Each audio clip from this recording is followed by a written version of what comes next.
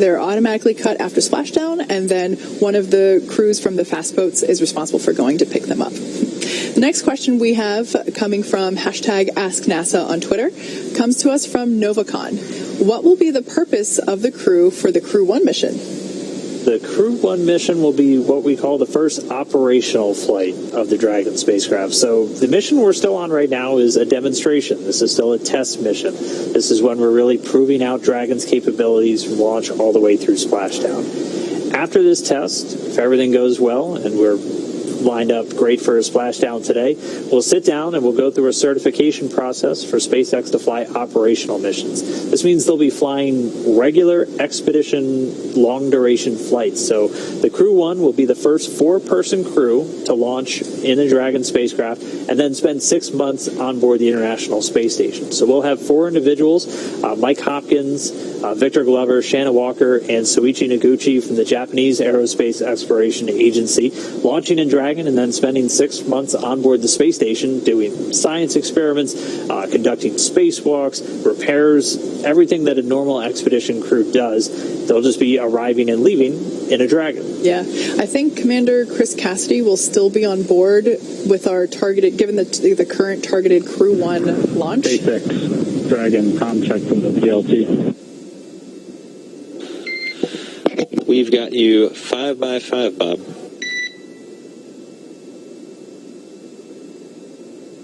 And I'm to SpaceX and check between us. And please repeat the last 5 seconds of that call. We had a bit of a comm dropout.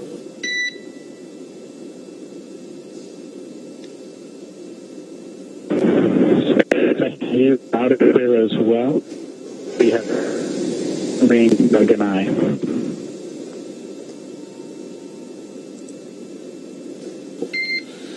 And Dragon, we copy that you heard us loud and clear. Unfortunately, the rest of the message was garbled. Please repeat one more time.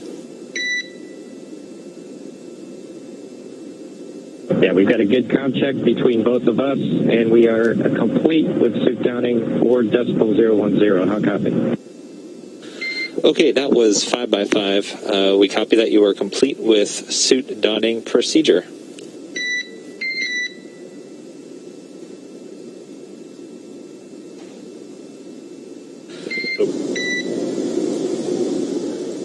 Okay, it sounds like the crew now suited up. They just conducted those communications checks, those comm checks with the core here in Hawthorne. The core of the crew operations responsible engineer, that's essentially the person who's talking directly to Bob and Doug throughout their flight. That's rotated through a couple of different positions as we're on the 3rd shift of their flight home. And that'll be pretty much the person who's getting all of the updates to and from Bob and Doug, being that liaison between the teams on the ground. But they did those comm checks successfully. They are in their suits. They're going to stay in their suits and in their seats for the rest of the day, pretty much, from that Deorbit Burn. SpaceX looking for an update on sections 1 through 4 of 4.700 deorbit preparation when able.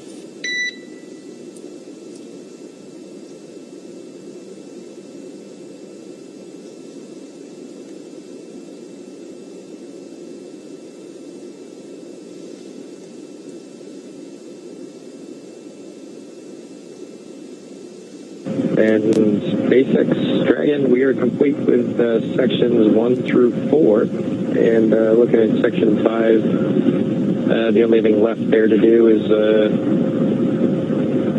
5 alpha decimal 2. As far as the suit link check, I think everything else is complete. Okay, copy sections 1 through 4 are complete. And it sounds like we have...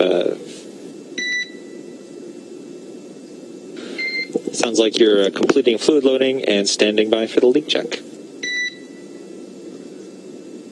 That's a good copy, Mike. Thanks, Doug. Appreciate it.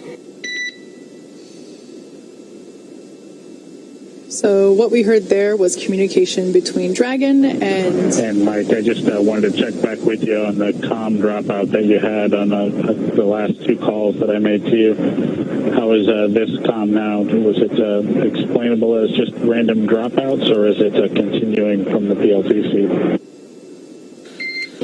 Okay, Bob, we had you 5 by 5 just then, much better than before. We're investigating root cause, but given the clarity of your call just now, I would suspect your audio system is healthy.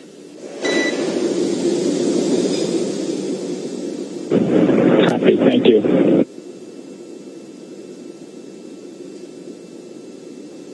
Okay, so there we heard a little bit of communication, just confirming that we were that Mission Control was able to read or hear, as it's referred to, Bob and Doug clearly as they have put on their suits. We also heard the go for leak check. So now that the suits are on, we will be performing a quick leak check. We do this every time the suits are put on or donned, as you heard it called.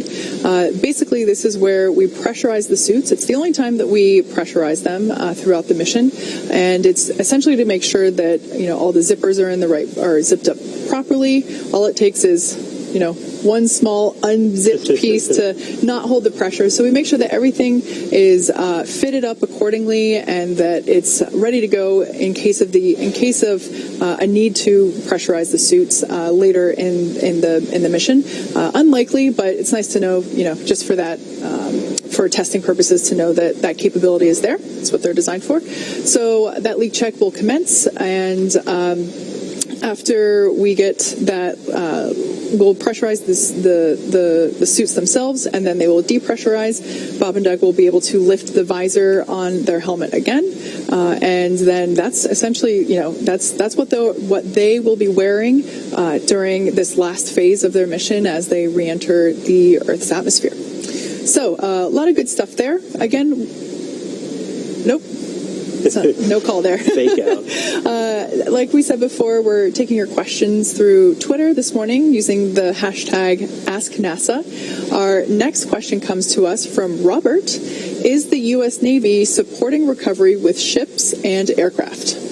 They are not. I suspect that question comes from the last time we did splashdowns with U.S. spacecraft and astronauts, where we had the Navy assisting throughout the Apollo program for the recoveries.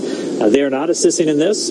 All of the recovery assets for the nominal mission are SpaceX. So SpaceX owns both recovery ships, the Go Navigator and the Go Searcher, and then contract out with the different helicopters and other assets that are used in this recovery. NASA does have a Department of Defense backup, essentially. If Bob and Doug were to have to splash down anywhere other than those 7 sites that we target around Florida, we have the capability to call them up to effect a fast rescue and recovery using parajumpers or whatever assets are available to us. They are also called up on launch days in the event that we were to have an abort on the way to orbit, with them coming down somewhere in the Atlantic. But for now, today, everything is SpaceX and NASA.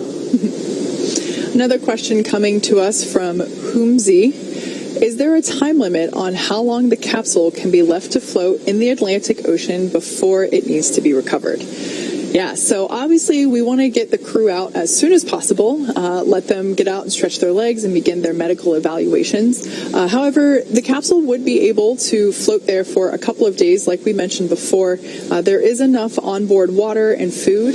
They would be comfortable, although if the waves pick up, I certainly would not be comfortable. That being said, we do strive to recover them as soon as possible. This is part of the reason why we have numerous potential landing zone sites, and we have special criteria for where they actually land to ensure that we're able to get the crew up and out of the water and into the medical bays essentially within an hour after splashdown.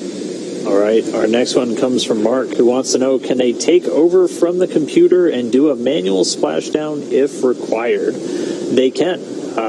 Initiating a deorbit or an emergency deorbit is one of the capabilities available to crew members on board. You would have to be in a pretty extreme situation to do that. Something we're obviously not in today, is everything's gone really smoothly with Dragon, but that is something that's available to them. They also have the capability to manually step in for a number of the different steps during the re-entry, mainly for any parachute deployments or even cutting the parachutes after they've splashed down. If that doesn't happen automatically, they have a button right in front of them on their displays where they can make that happen. So they do have quite a bit of capability to jump in if required. Yeah, that is one of the few hardwired buttons on their display panel, but it is certainly not one that can be triggered accidentally. It is a two-step verification lever, essentially. So no need to worry about performing an emergency deorbit accidentally. Next question comes to us from NASA plus space equals heart. I couldn't agree more. Will this Crew Dragon be reused? Yes, it will. This particular capsule is intended to be reused on the Crew 2 mission, which will be launching sometime next year. And yeah, we already have plans for reuse for it. In fact, the team at the Cape is already preparing to begin those refurbishment processes as soon as the capsule lands, essentially, really getting a head start on that. The capsule is waterproof. That was a process that we learned how to do through the Crew Cargo program. Our reuse efforts with that program, with our previous version of the Dragon capsule, also known as Dragon 1, the process of making that waterproof that knowledge that we learned from that has transferred over to Crew Dragon capsules, and it's safe to say that it is with very little refurbishment required to the internal hardware. There's very little refurbishment required because we're able to keep it watertight and eliminate any exposure to salt water, which for metallic surfaces does cause corrosion, which is no good for spaceflight. So short answer is that, yeah, we will be reusing this as soon as next year on the NASA Crew 2 mission. All right, our next one from Lisa. What are Bob and Doug bringing back from ISS, if anything? There's quite a bit, actually. They have about 150 kilograms, or a little over 330 pounds of cargo, essentially strapped to the ground right underneath their seats. The lion's share of that is utilization or science samples. A lot of it cold stowage samples that's kept in powered freezers. Those samples coming from a range of biological, biomedical studies, a lot of them with the astronauts themselves as the test subjects. As cargo return, a pretty critical capability as we execute a lot of the science on station, but we need to return a lot of the samples for analysis down in labs here on Earth, and they're going to be bringing a lot of that down. They're also returning some vehicle hardware items that have either malfunctioned or just passed their service life and need to come home or get inspected. And then a couple of their personal items, things like their sleeping bags are coming back with them. And they also have a couple of special items we've touched on a few times, including that tremor dinosaur that was chosen by both of their sons as their zero-G indicator for this mission, and the flag that was left there by Doug Hurley and his fellow crewmates of STS-135, the final space shuttle mission. That is coming home. It's been up there for just about 9 years, and it will fly again when we send humans around the moon in the not-too-distant future. And I know we haven't seen it, but I have heard that Little Earth is also coming back. I almost forgot about that. Little Earth was the zero-G indicator on Demo-1 and remained on station after that mission, and it's pretty sure it was packed away to come home on Demo-2. I think you're right. So right now, Dragon is currently flying over the far South Pacific Ocean. We have a nice little map here to show you of our ground tracking. So there you can see it on your screen. If you're curious, the yellow indicates where the capsule is in daylight. The red part of the line indicates where it goes into eclipse, or whenever it's basically hiding in Earth's shadow. So right now it's in daylight. Bob and Doug must be getting some pretty spectacular views as they're completing their suit-up process. But at this point, we're going to take a quick break and leave you with our lovely ground map here.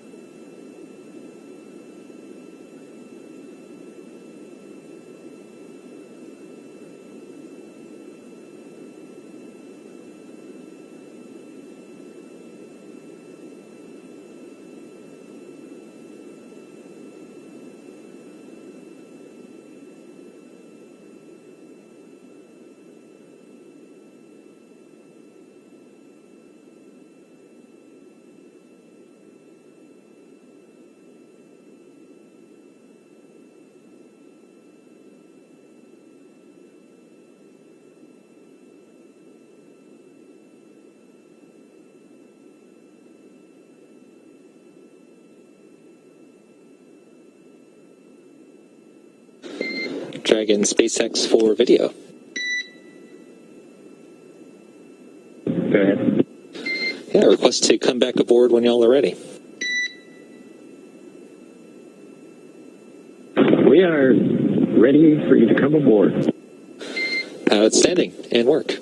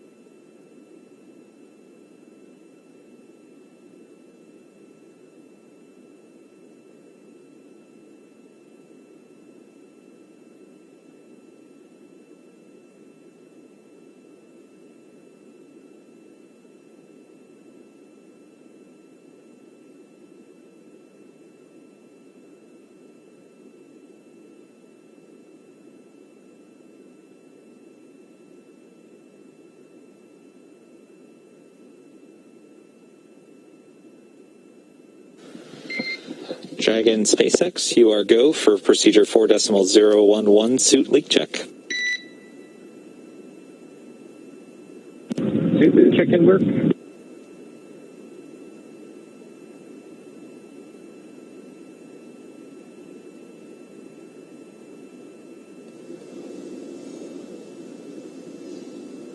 Okay, so we just heard the crew now stepping into suit leak checks.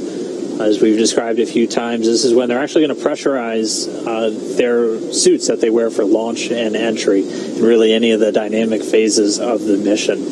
So they'll completely zip up and seal the suits, and then flow nitrox in to confirm. Dragon into Decimal-2, we are ready to pressurize. Dragon SpaceX, you are go to pressurize. So Bob Behnken and Doug Hurley getting to go. They're going to pressurize their suits. So pressurized nitrox now going to flow in. Again, these suits are, we have confirmation the leak check is in progress. So these suits are worn as just another line of defense to help protect the crew members from the harsh environment of outer space. If they were to experience a cabin depressurization, any kind of poisonous leak in their atmosphere, or even a fire, these suits are designed to protect from all of those different instances. So The suit leak check is pretty standard. Anytime before we get into one of these dynamic operations, we just want one more check to make sure that the suit is ready to go in case it's called upon. And so they'll pressurize now and flow some nitrox, some nitrogen and oxygen through their suits. They'll look for it to maintain a constant pressure. And then once that's done, they'll depressurize the suits and they'll leave the zipper open. They'll typically leave one zipper just unzipped a little bit when they're not pressurized. They'll still have cool air flowing through. In fact, they'll do what's called a suit purge just before we do the deorbit burn. So at the same time, they flush the cabin atmosphere itself with some cool down air. They'll flow some cooled air through the suits just to help regulate the temperature, the cooling effect inside the capsule, just to make sure the environment stays at a comfortable temperature for them, while the Dragon capsule itself heats up to about 3,500 degrees Fahrenheit outside. So we got about a minute left in this suit leak check. We'll wait for the results on that, and we'll just be one more box checked on our way to the upcoming trunk step, deorbit burn, re-entry, and splashdown.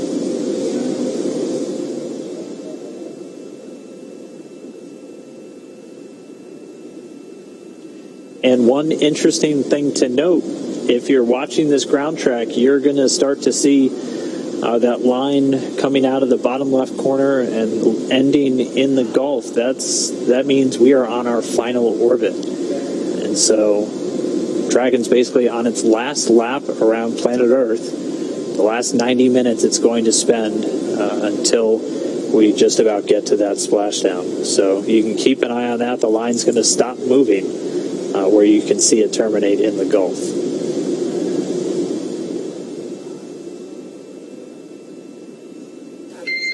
Dragon SpaceX, we show nominal leak check.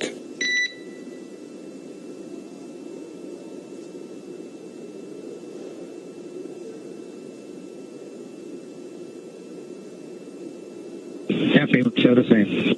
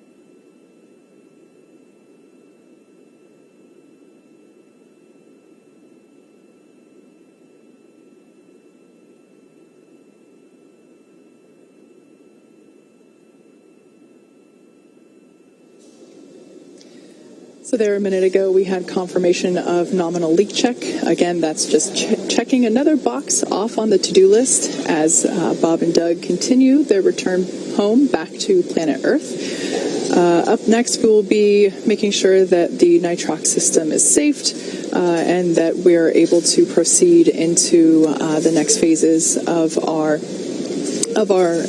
descent to the Gulf of Mexico. We are aiming for a splashdown site just off the coast of Pensacola, Florida. Right now, our recovery ship is en route to that designated location zone, and it will be there ready and waiting for Bob and Doug to splash down.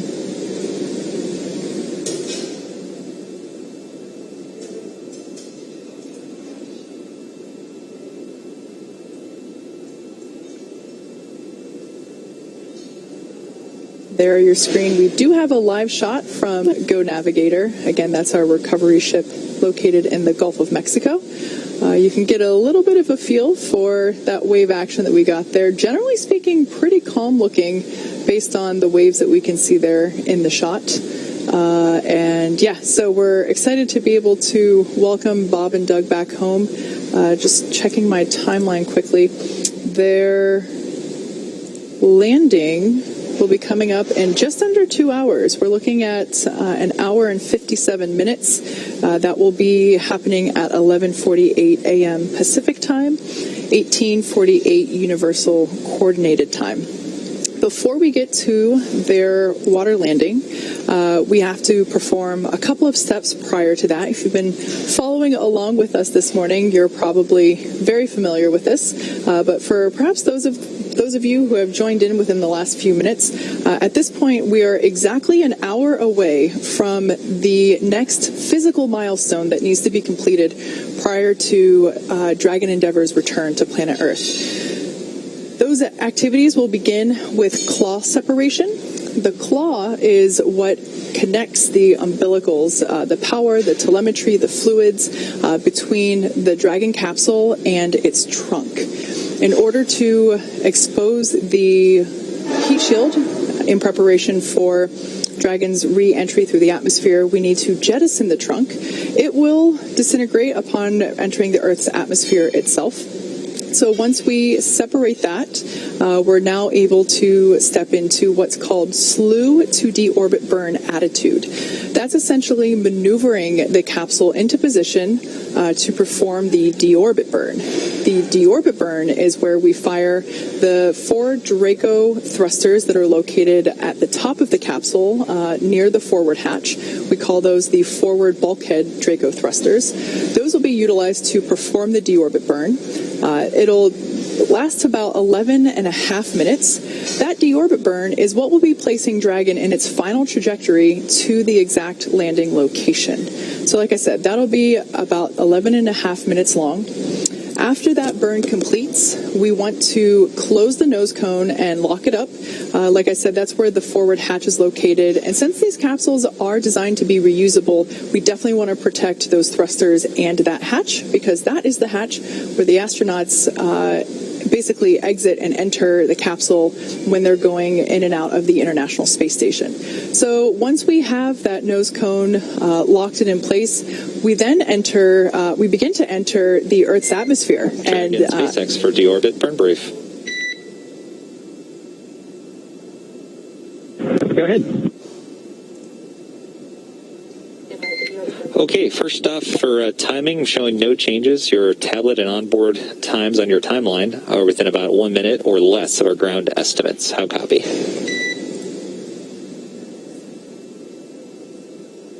Copy. Timing on board is per the iPads and within a minute. And even better, the onboard countdown in your timeline should be within a few seconds. So looking pretty good. For the vehicle, Endeavour is looking great for entry. The ready comm during Bomb's comm check earlier, we consider temporary, and we are not tracking any system issues. How copy?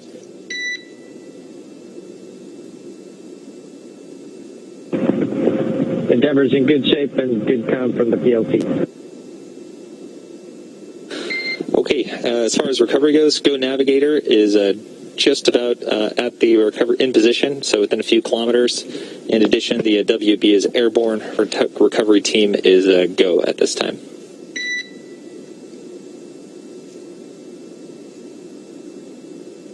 Go for recovery. Copy all. Yep, and one quick go back. Recovery has arrived, so they are on station.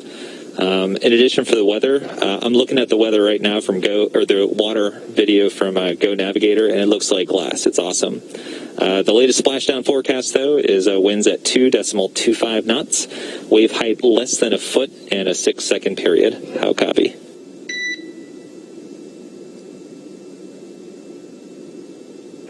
Copy. Winds, waves, and weather.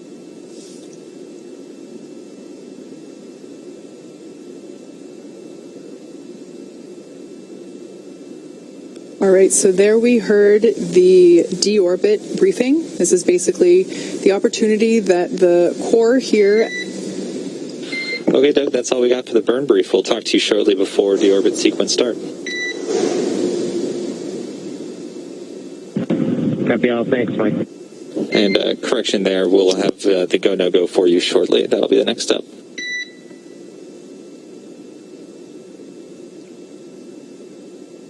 Okay. Yeah, so as I was saying, the burn briefing there, just making sure that everyone's on the same page. Since Bob and Doug's primary role during re-entry is to monitor telemetry, timing, and data, it is important to make sure that their onboard timers, or basically time listings, are synced with the most recent trajectory simulations that we've generated here in mission control. So that's what that was, just making sure that their sequence of events was lining up with with what we're seeing down here in mission control. So all really good stuff there. We also heard that the recovery vessel Go Navigator is in position, so it is ready and waiting for splashdown, which, like I said before, will be occurring at 11:48 a.m. Pacific, 18:48 Universal, and we're just under 2 hours from that happening. So I don't know about you, Dan, but as we're stepping into these checks and we did the leak check, we have done a couple of comm checks, and now we're talking about deorbit burn.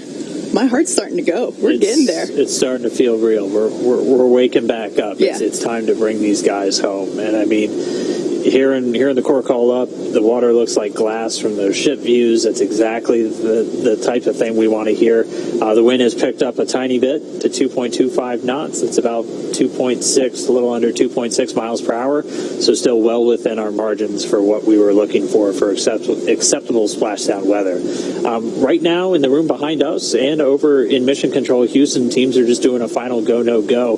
And so that should wrap up over the next couple of minutes. And then we'll hear them call that up to the crew members when they get the final go to do the deorbit burn. But we'll be doing all of the other activities prior to that, including the claw and trunk separation, and then just getting ourselves ready for deorbit burn. So things are definitely going to start picking up in the next couple of minutes. Really, the next hour is really where things start to happen. But we do have a couple of moments now to get joined by a special guest. Dragon, SpaceX is go for the deorbit burn, and the burn has been enabled. That's a great call to hear. Endeavour copy, go for the deorbit burn, and we see it on board. All right, so we just heard it. That means both the SpaceX and NASA teams are go for deorbit burn. So we are counting down to that deorbit burn. Still a bit of a ways off. It's just under an hour from now from starting for that 11.5-minute burn. But for now, as we are go for deorbit and return of Bob and Doug, we're going to send it over to the Johnson Space Center real quick, where Courtney Beasley is standing by in Mission Control Houston, along with NASA Administrator Jim Bridenstine, also there in Houston. Courtney? Thanks, Dan. Yes, joining me in a studio here at NASA's Johnson Space Center is NASA Administrator Jim Bridenstine. Jim, thanks for joining us today. Another historic day for our agency, returning humans to Earth in a commercially built and operated spacecraft. How is this mission paving the way for the future? Well, it's a great question, and I think it's really establishing the business model for the future. So you can see today I'm wearing my Artemis shirt. And when we go to the moon, we're going to go with commercial partners. And NASA's goal here, we don't want to purchase, own, and operate the hardware the way we used to. We want to be one customer of many customers in a very robust commercial marketplace in low Earth orbit. But we also want to have numerous providers that are competing against each other on cost and innovation and safety, and really create this virtuous cycle of economic development and capability. And that's what today's return is going to represent. This is the next era in human spaceflight, where NASA gets to be the customer.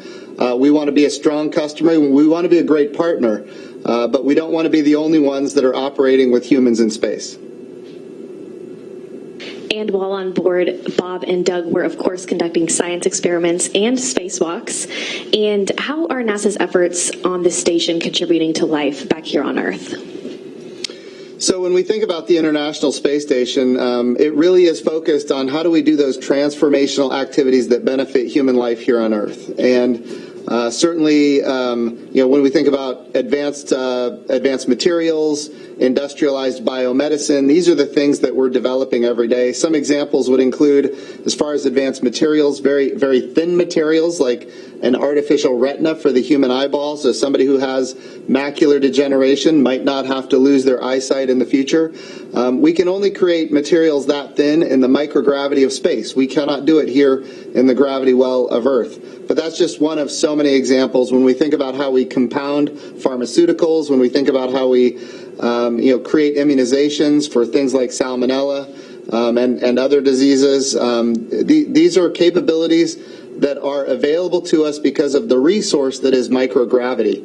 But advanced materials, things like very pristine fiber optic cables, we call it Z-band, for example. These are all things that we think that there is a marketplace for the future. So look, right now we're doing commercial resupply of the International Space Station. As of today, when Bob and Doug come home safely, we will be doing commercial crew to the International Space Station. The next big thing is we need commercial space stations themselves. And in order to create the market for commercial space stations, we have to have these transformational capabilities that come from the microgravity environment. And that's really what we're developing right now. And as you know, a big day for NASA today, but how about a big week? This week alone, we launched Mars 2020. Artemis 1's launch vehicle stage adapter was delivered to Kennedy Space Center. And here we are completing the first commercially crewed mission to the International Space Station. What are your thoughts on the state of the agency at this point? So make no mistake, NASA's budget right now is the highest it's ever been in nominal dollars. And it's at, $22 billion. The budget request that President Trump gave us that is before the House and the Senate right now is $25.2 billion. It's not just about sustaining, capabilities like commercial crew, commercial resupply, the International Space Station. It's also about developing new capabilities so that the United States of America can stay the preeminent spacefaring nation. It's why we created the Artemis program to go to the moon sustainably with commercial partners and international partners to use the resources of the moon to live and work for long periods of time and then take all of that knowledge onto Mars. And of course, as you mentioned on Thursday, we launched another Mars mission. The most sophisticated robot that NASA has ever developed is right now on its way to Mars, and we're going to prove that we can turn the carbon dioxide atmosphere of Mars into pure oxygen for life support. But there's so many other things. We're looking for life on another world. We're looking for signs of ancient life on Mars. We're talking about microbial life, but life nonetheless. And this is really a bright moment for NASA. I want to be clear, though. We need support from our members of Congress in both the House and the Senate.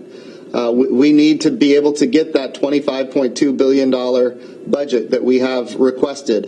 And so I'm working with members of Congress and senators on both sides of the aisle every day, doing town halls across the country. We are in great shape. But in order to stay number one in the world, we're going to need the resources that the president has requested. Jim, thanks for joining us today. Such an exciting day. And in case you missed it just moments ago, both SpaceX and NASA are both a go for Deorbit Burn. So with that, we'll send it back to Dan and Kate at Hawthorne for the latest. All right. Thank you so much, Courtney. Great to hear from the administrator. And we're in it now. We're kind of in the final stretch. This is what I feel like we've been waiting for the last couple of hours. And it feels pretty great to be here. Yeah, it certainly does. In this next phase of the mission, Dragon has a series of steps to complete before returning Bob and Doug home. As you've heard us talk a little bit so far this morning, Dragon will maneuver to the correct attitude and jettison its trunk, which is the cylindrical, unpressurized part of the assembly. We need to expose the heat shield in order to prepare the capsule for atmospheric reentry. So we will... Oh, there we got a nice view of Bob and Doug in their suits. This is the first time we've seen them in their suits and in their chairs this morning. So there they are, tapping away, preparing to initiate the deorbit sequence. So let's talk a little... I'm sorry, go ahead. I was going to say, just like in the lead up in the last couple of minutes, we heard they had good suit leak checks. As Kate described earlier, once the leak checks are complete, they don't keep the suit pressurized, so visors are open. they're going to have cool air running through their suits and the cabin and just getting ready for the ride. Yeah. Whenever they are re-entering the atmosphere, the external temperature will reach about 3,500 degrees Fahrenheit. The internal temperature of the cabin, however, will stay around 85 degrees Fahrenheit. We have a couple of systems in place to keep it cool and comfortable for Bob and Doug as they are returning. Like Dan just said, there will be some cool air flowing through their suits. The cabin itself will also be purged with cooler air as well, so that will assist in making sure that the temperature stays pretty temperate inside the capsule. And I mean, we're just 42 minutes and 50 seconds away from things really kicking up, and this is going to be when we really start to do that first maneuver to get ready to jettison the trunk, and then we'll do that claw and trunk separation. And then it's time for just kind of that final firing of those engines, that really just that downhill ride. Yeah, those forward bulkhead thrusters, there are 4 of them, 4 of those Draco thrusters there at the top of the capsule near the nose cone. Those will be utilized to perform the Deorbit Burn. This burn is what will essentially give Dragon its final trajectory back home. This is the last burn that the capsule will perform. If you've been following along since yesterday afternoon, you know that there have been a number of burns completed. This Deorbit Burn will be the final one. It will last about 11 and a half minutes. After that burn completes, we no longer need to utilize those Draco thrusters, and we want to protect the forward hatch up there, so we close the nose cone and lock it up. We're expecting that event to happen at 11:11 a.m. Pacific.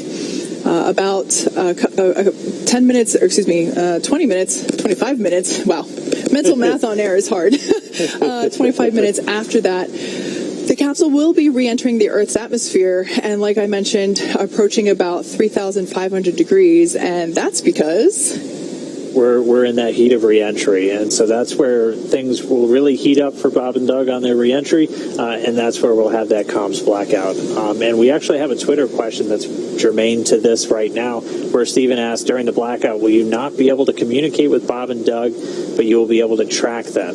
And it's kind of a mix. We won't be able to talk to Bob and Doug. We won't be able to send or receive any data from the Dragon spacecraft.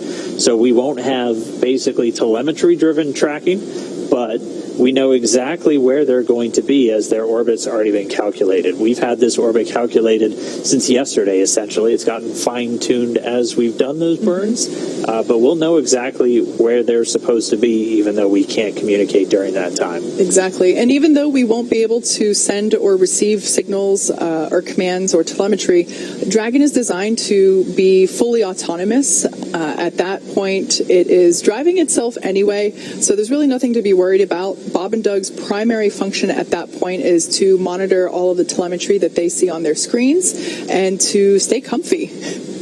Yeah, and once they're through that initial entry, we'll have that part called entry interface, which we kind of explained as that's when the capsule's really experiencing aerodynamics. They've been flying around in the vacuum of space with no air, so no lift, drag, stuff like that on their capsule. And entry interface is where they're really starting to hit the atmosphere, and it's affecting the capsule. And it'll continue to use its Draco thrusters on the service section to really guide it back home. Yeah, exactly. So speaking of guiding it back home, here come the parachutes. At 11:44 a.m. Pacific or 18:44 Universal Time, we're going to be deploying the Drogue parachutes. Drogue chutes are utilized for a couple of reasons. One, to continue to further decelerate the vehicle and also to stabilize it. Like Dan said, it will be experiencing some of those aerodynamic pressures, and so we want to make sure that the capsule is well and stable before we deploy the main parachutes. Those main chutes will be deploying at 11:45 a.m. and there will be 4 of them. Those will essentially deploy, and it takes a couple seconds for them to fully inflate, so it might look a little funny at first, but we assure you that they are working properly, and it just takes a couple seconds for the air to continue to catch in them and for them to fully expand to their large rounder shape. So after those chutes deploy, it only takes 3.5 minutes for Bob and Doug to splash down. That'll be occurring at 11:48 a.m. Pacific, 18:48 Universal. And like we've mentioned before, our splashdown location is off the western coast of Florida. We're aiming for a location near Pensacola. Our recovery vessel Go Navigator is currently in location, ready and waiting for splashdown. They're actually going to be waiting about 3 nautical miles away from that splashdown point. Yeah, we got the call that they were on station. We also got the call that the NASA WB-57 airplane is in the air, and we've actually seen a couple of brief spurts of video. That's the airborne asset that we'll have. That WB-57 is a high-altitude research plane that NASA flies. It's outfitted with a number of imaging cameras. The main one that will be seen is an infrared one. If you watched the Demo-1 splashdown, which I'm sure you all did, you were able to see that first, and this is actually a glimpse of that WB-57 camera.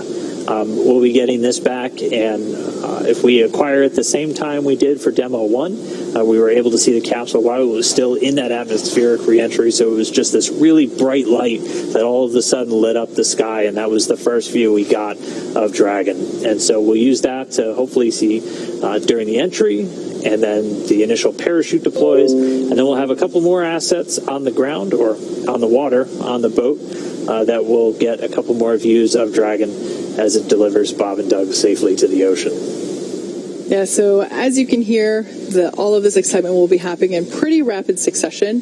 On your screen now, we can see closest to the camera, we have NASA astronaut Doug Hurley. He is the pilot or the commander for this particular mission, and then there now on the camera to the right is NASA astronaut Bob Behnken. We are very fondly looking forward to bringing our space dads home this morning, and it looks like we mentioned before, that'll be happening in about an hour and a half, again targeting splashdown for 11:48 a.m. Pacific, 18:48 Universal Time. But like we mentioned before, the action really begins at the claw separation milestone, which is slated for 10:51 a.m. Pacific in about 38 minutes from now. So again, we are continuing to take questions this morning through Twitter using the hashtag AskNASA. Our next question comes to us from F1 Fanatic. Do the astronauts need to have face masks down during re-entry? That is a great question. Very astute observation that those visors are in the upward position. So right now, these suits are unpressurized, and Bob and Doug are breathing just the normal cabin air. Those face masks, or visors as we refer to them, do need to be lowered and locked during the re-entry period. We need the spacesuit to be fully enclosed during the more dynamic elements of operations, and certainly the re-entry period is one of them. So we'll actually at one point during the Deorbit Burn preparation phase, we will actually hear communication between ground station, from ground here, mission control headquarters at SpaceX to Bob and Doug, just to confirm and double check that those visors are in place where they should be. Our next question comes to us from Philip. Where exactly are the parachutes stored before deployment? They are stored in 2 separate compartments on the Dragon spacecraft, on a side of the vehicle that has a deployable panel. The Drogue parachutes are stored in the upper part. It's called the upper bulkhead, and they're deployed by 2 Drogue motors or mortars. So pyrotechnics that are fired to actually deploy those Drogue parachutes. Just further down the panel, kind of at the base of the spacecraft, is where the 4 main parachutes are stored. And again, those get drawn out by the Drogue chutes. There are redundant systems in place to make sure that if the first set of mortars don't fire, you have backups to get these chutes deployed. We're one fault tolerant on both the Drogue parachutes and the main parachutes. So 1 out of 2 Drogues and 3 out of 4 mains is what the vehicle's been rated and tested to. SpaceX has done a tremendous amount of testing on these parachutes, even within just the last several months in the lead up to the mission. As parachutes, obviously a very critical part of the re-entry, and this is something that is very meticulously packed and documented before the start of any mission. And NASA assisting SpaceX, as we have some experts who have been involved in parachute missions for decades. But the parachutes are stored under deployable panels, and we'll see them basically fire open as the parachutes come out and deploy at the different altitudes. Yeah, those panels are basically located above and below the side hatch panel. So if you are looking at the Dragon capsule, the anchor point for those parachutes will ensure that the side hatch will effectively be as far away from the ocean surface as possible, ensuring that we're able to expedite the process of egressing Bob and Doug from the capsule and the whole recovery process as a whole. Great question. All right, our next one comes from Scott. He wants to know, what are the tablets on their legs used for? What kind of devices are they? I think you've heard him call out a few times that they're using iPads on board, and they're really just essentially their user manuals. They're able to dial up different procedures, checklists, things that they're looking for throughout their flight. They're able to Velcro them essentially to their suits, and just like the main displays in front of them, they're touchscreen enabled, and they have the touchscreen capable gloves in their suits. It's really just another information source. Dragon doesn't have the big paper manuals that we were used to in the shuttle era and things like that, just kind of streamlining everything as much as possible. Yeah, absolutely. Like we mentioned before, this is a demonstration mission, and so Bob and Doug's job here is to make sure that everything is working as it should be. So a lot of what they're doing is going to simply be monitoring, well, not simply, paying attention can be, especially whenever there's a lot going on dynamically around you, is staying focused can be tough. So it's not an easy job what they have coming up, but they will essentially be responsible for monitoring all the data and telemetry that is being received on screens. And part of the debriefing that will happen once they get back on land is quite simply, was there anything that happened in reality that you weren't expecting or differed from what you were instructed would occur? So making sure that in the future fully operational missions that we have, starting with Crew 1, launching later this year, that those crews are fully prepared and that we make those, essentially those instruction manuals that they do have access to as perfect as possible, because it is essential that we have correct information and that the crew is informed and aware of all the operations that are going on, regardless of whether or not they're not the ones necessarily commanding, because the vehicle is autonomous, but it is important that they do know what's going on. All right, our next question comes from Sam. Might be the most important one of the day. Wanted to know if Bob and Doug can listen to the SpaceX webcast when they're inside the Dragon capsule. I mean, I certainly hope so. It's not like they have too much else on their mind. Right. No, they're not able to listen to us, but one kind of fun fact that always kind of makes us geek out a little bit is the crew members on board the space station will usually get NASA TV pumped up to them anytime their crewmates are launching or landing. So they're able to watch their friends and former crewmates as of just a few hours ago return home. So, Chris, if you're watching, hi. Great question. Another one comes to us from Ruhr Rocker.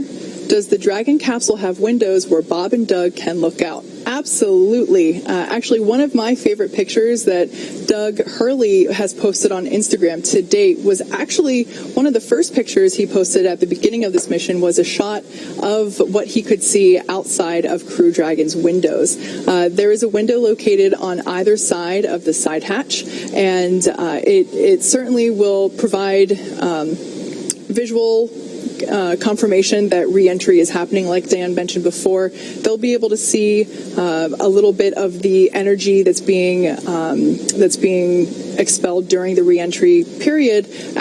Some of those pieces of the ablative material, as they heat up and are designed to flicker away, they'll actually be able to see that from the windows themselves. So it'll be quite the fireworks show. All right, our next one comes from Joe. Wants to know, does the Dragon capsule have Netflix? Another important question. Yeah, the answer to that is no. As our views here of the capsule cycle through, we'll be able to see what their screens look like. There we go. So there in the center screen, we actually have the ground tracking map. As you can see there, actually it might be kind of hard to make out, but Dragon is actually crossing over the Atlantic Ocean, now approaching what looks like England and Ireland. So it will be crossing over into Europe soon. And also on those screens to the left and the right of that ground track screen were their telemetry screens. So those will be the interface that they use during the Deorbit Burn, and that's what they'll essentially use to make sure that everything is looking good and performing nominally. Yeah, and I mean, that center screen that you just saw, that's essentially the same map that we've been looking at throughout our coverage here today. So they're looking at a lot of the same data that we're trying to give you guys down here on the ground. Just where are they over the Earth? Because it can be a little disorienting to look out the window and figure it out quickly. But they're able to see just how far along their orbit they are, where those milestones are coming up. So they can just, again, they're in a monitor mode and they're ready, locked and loaded to jump in if required. Our next question comes from Roshan, who 7-year-old Ian wants to know, why is the Dragon capsule cone-shaped? For a very specific reason, and it's why a lot of spacecraft are in a capsule shape.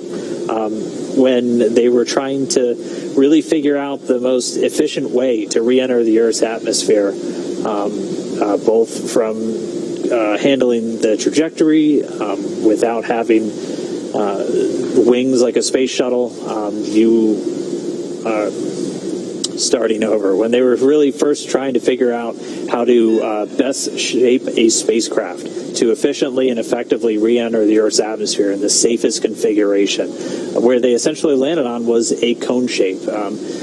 Or a capsule shape. There were very initial drawings that you could find all manner of spacecraft that were put into wind tunnels, but at the end of the day, all the way back in the early days of spaceflight, when we were in the Mercury and the very early days, they were able to determine that the capsule shape was really the most efficient. That shape of heat shield dissipated the heat the best, was the easiest to control, and was really the safest option. And physics haven't changed since the 60s, at least not a great deal. So that's why you still see a lot of capsule-shaped spacecraft, and it's really just for re-entering an atmosphere. Good question.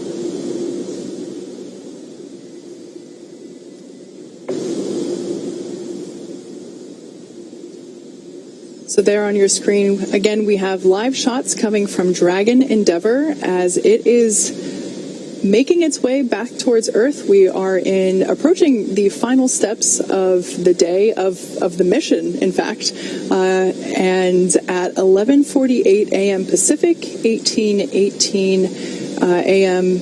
or p.m. Excuse me, Universal. We will have the splashdown of Dragon Endeavour.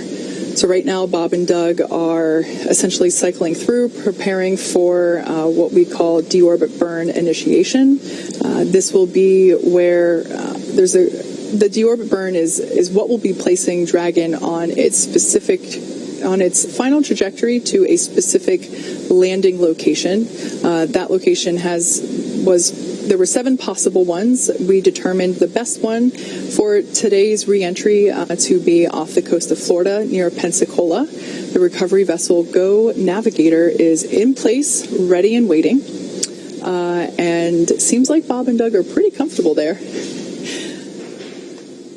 They are in their spacesuits. The leak check has been performed, and we got the call out that it was nominal. So everything good there. Right now, those visors are in the up position. They will be closed and locked whenever we get into the dynamic portion here upcoming in just a few minutes. Checking my timeline here. We're just about 24 minutes and 20 seconds from things really picking up. That's when we'll start to get into the attitude to separate the trunk, and just about 8 minutes after that is when we'll start the deorbit burn. And again, that'll be the longest burn of Dragon's return journey. The latest timeline we got had it lasting for about 11 minutes and 22 seconds. It'll be the last firing of those forward bulkhead thrusters. The four Dracos at the very top of Dragon that'll eventually be covered up by the nose cone following the deorbit burn. And as we've said before, that deorbit burn is what commits them to coming home. When that happens, that capsule is re-entering the Earth's atmosphere, and that'll put them essentially on a collision course with planet Earth. It lines up their orbit to intersect with that splashdown point in the Gulf of Mexico.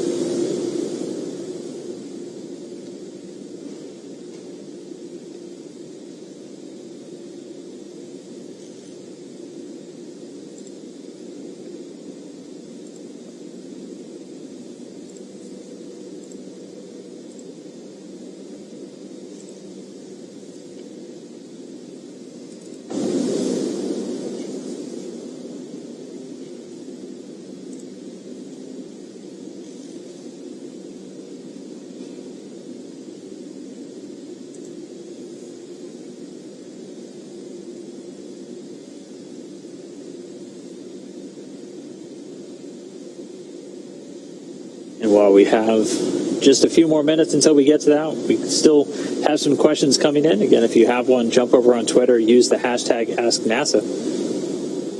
This one comes from Scare Survivor, who wants to know, does Dragon lose radio data contact with satellite or ground stations during re-entry? And the answer is really everything.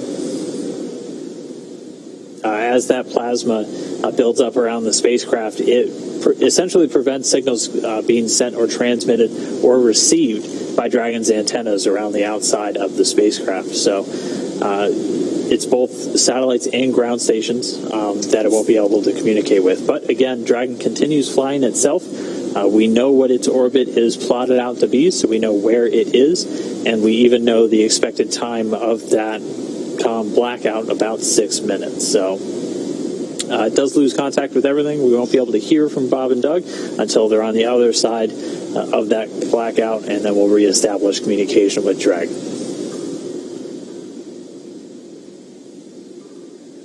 All right, we have another one from Nettie Banda. Wanted to know how many seats are in Dragon.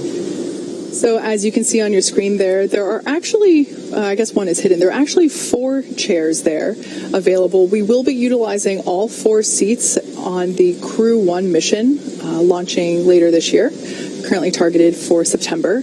Right now, Bob and Doug are only occupying 2 of them, as this is a demonstration mission. So, yeah, we will be utilizing all 4 of those seats in future missions, but as of right now, I believe it was on the launch portion of the mission, one of those seats was occupied by Tremor, who, if you've been following along, is the sequined dinosaur that was voted on by the 2 sons from Bob and Doug as what should be the zero-G indicator. So Tremor was strapped into a seat during ascent, and when they got the okay to release him, he started floating into the capsule and gave us its sequined glory there on the edge of space.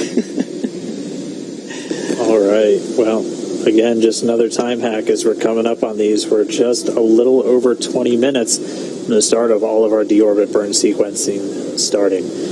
So we're looking at that to really pick up at about 10:48 as we'll start getting into the attitude for trunk separation. And then we start basically executing a bunch of steps that are going to commit Bob and Doug to this re-entry. Yeah, we're looking forward to those. It'll be quite the journey. Now, of course, with respect to the deorbit burn, Bob and Doug will remain in their seats and strapped in for the entire duration. In fact, they won't be exiting those seats until they're able to egress or exit the capsule after it has splashed down and been recovered out of the ocean and safely resting in the nest of the recovery vessel. Along that note, our next Twitter question is from Brett. The question is, what is the orientation of the astronauts when seated? As in, do they face the front or the top of the capsule, and do they find it comfortable? Great question there. So in the views that we just had a couple minutes ago, they were, I guess what we would call in the reclined position. They were facing towards the top of the capsule. During the launch portion, whenever they were actually getting into the capsule, back in late May, the seats were actuated in the down position where they were facing towards the hatch. The angle of difference is about 40 degrees between the two positions. They actuate in order to make sure that whenever there are G's being experienced, that it is in the most comfortable and safely ergonomic way possible. So that's where seat or actuation comes in handy. Also, it also helps them to get in and out of the capsule. It's a little trickier whenever the seats are in the up position or when they're reclined facing upward toward the top of the capsule. As for comfort level, I've heard that they have found it pretty comfortable. The seats are actually custom fitted for each astronaut destined to be flying in it. So whenever a crew member is assigned to a mission, they will also be assigned a seat specifically. So there will be no mid-flight fire drills where everyone is switching seats. Everyone has a designated seat. They're essentially small, medium, and large, and the armrests are also customizable depending on how long the crew member's forearm is. So we have taken many steps with comfort in mind, as well as style. You've seen those spacesuits. They look pretty good, in my opinion. But those spacesuits are also similarly custom fitted for each individual crew member. So with the combination of the custom fit of the suit as well as the custom fit of the seats, we have aimed to make it as comfortable as possible in the event of some sort of situation where we need to wave off an activity for up to 48 hours. That's a long time to be in a confined space, even if you are highly trained like these guys. So yeah, making sure that they are as comfortable as possible while inside the cabin was certainly high priority.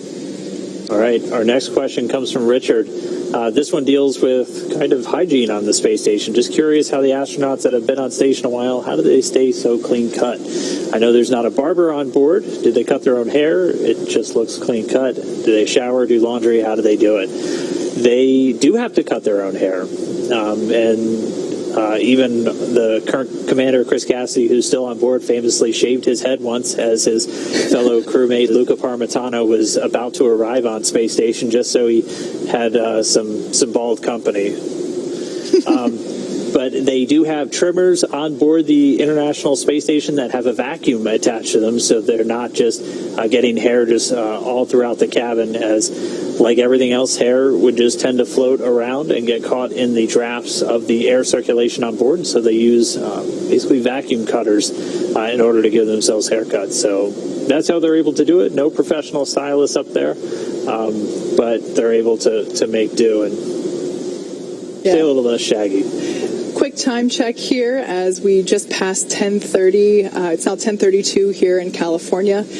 We are less than 20 minutes away from our first event here on our list as Bob and Doug begin to continue to check off the boxes of their return home. That first event is claw separation. That's essentially the initiation of trunk jettison. All of that means that we will need to unlatch the claw from the trunk. That is the mechanism that holds and connects the trunk to the capsule, delivers fluid, telemetry, power, all that good stuff. We need to expose the trunk in order for the capsule to deorbit. So we will jettison the trunk and then we will begin a deorbit burn a couple minutes later. That deorbit burn is slated to begin at 10:56 a.m. Pacific, 18:56 Universal Coordinated Time. So in just under 23 minutes, we're expecting that to start.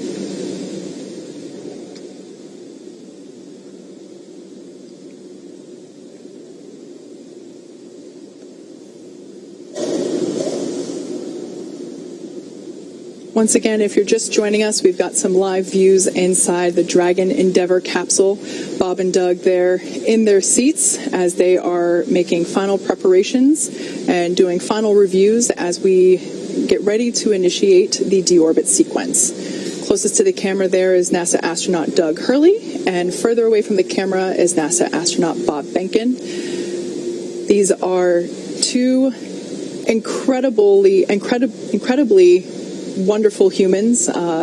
We affectionately call them our space dads here at SpaceX. It's been such an honor to be able to fly them. Of course, Doug Hurley was actually the pilot of the final space shuttle mission, STS-135, back in 2011. And honestly, when I heard that he was assigned to this mission, I cried because, just to have the opportunity to return the pilot of that final mission to the space station in this capacity is so cool. And I've loved following this mission since the moment that we started training for it here in Hawthorne.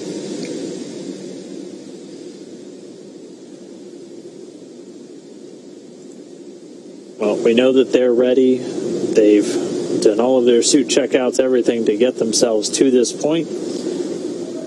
And once we begin these events, they're going to keep a very close eye. As again, crew is always in the loop to step in. But Dragon going to be executing all of these different maneuvers and separation events automatically via a pre-programmed timeline.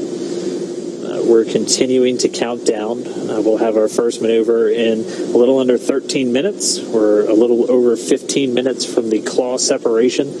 That claw connecting the service module to the Dragon capsule itself. A series of quick disconnects will retract, cutting off any of the fluid and data paths between the two. And then shortly after that, just a few seconds later, the trunk will separate. And then we will be just less than 5 minutes away from that deorbit burn. Again, deorbit burn expected to last 11 minutes and 22 seconds.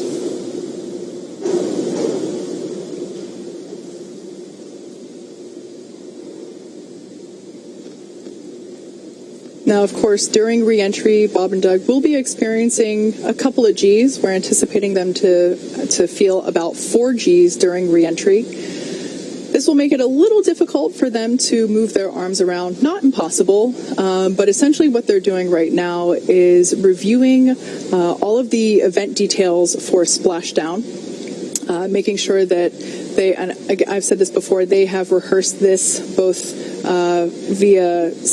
they've rehearsed the sequence of events in person with the recovery team, as well as through simulations here at Mission Control or at SpaceX headquarters in Hawthorne, California. So at this point, because it will be difficult for them to maybe flip through to the exact part of the procedure they might want to review during the actual re-entry event itself, they are reviewing those now in preparation for that splashdown or for the re-entry sequence.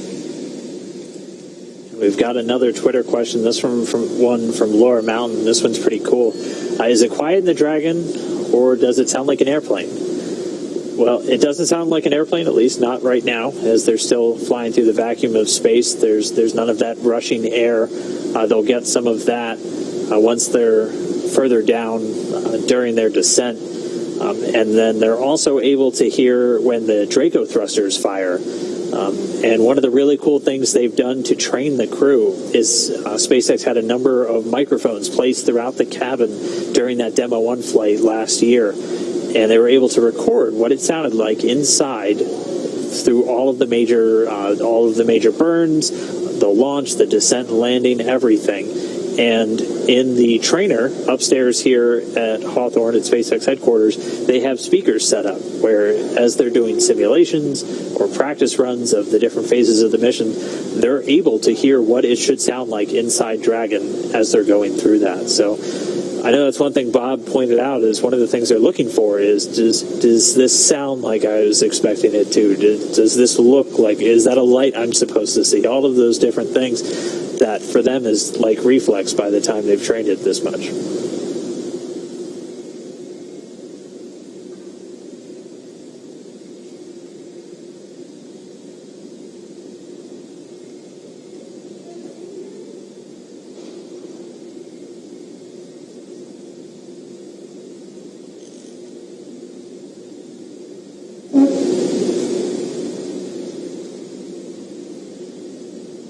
Well, at this moment, we are less than 10 minutes away from this sequence starting. We are just about 9 minutes away, in fact. And first we'll see that maneuver where we'll get into the proper attitude or point the Dragon really in the right direction for the claw and trunk separation.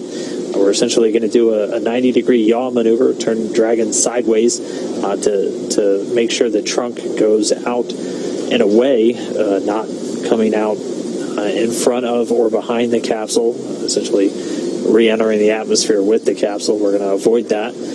And then Dragon will position itself for the deorbit burn. It's going to point those forward bulkhead thrusters into the direction that it's currently traveling. This is called a retrograde maneuver, and this is done specifically to, we're going to slow the capsule down, but more than anything, we're changing the perigee or the lowest point of the capsule's orbit. Again, essentially putting it up on an intersection point with that spot in the Gulf where we're coming home.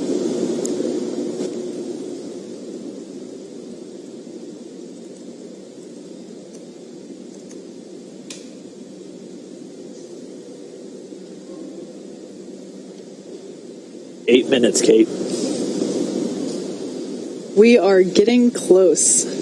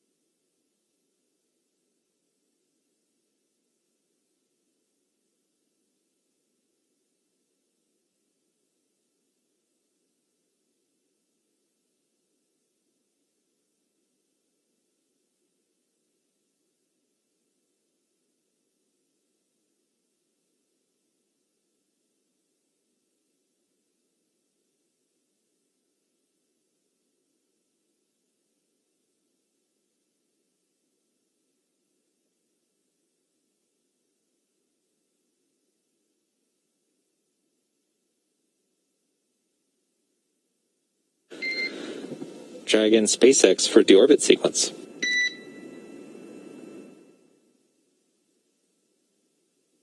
Go ahead.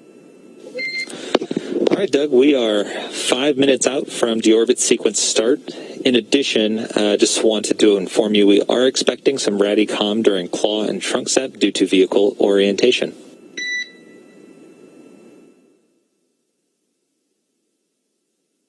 Okay, copy. We see 445 left for the slew, and then Radicom during the claw set.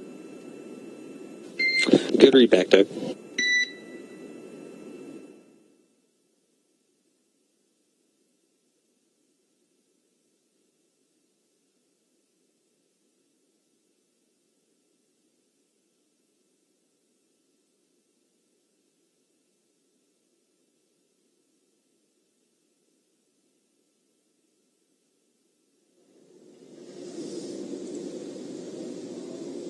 Kate, we are almost 4 minutes away from this starting. Yeah, we just heard the call out there, confirmation from SpaceX Core down here at Mission Control to Crew Dragon that we now under 5, but at the time of the call, 5 minutes away from deorbit sequence start. So like we've been mentioning before, that deorbit sequence will involve separating from the trunk and performing the deorbit burn.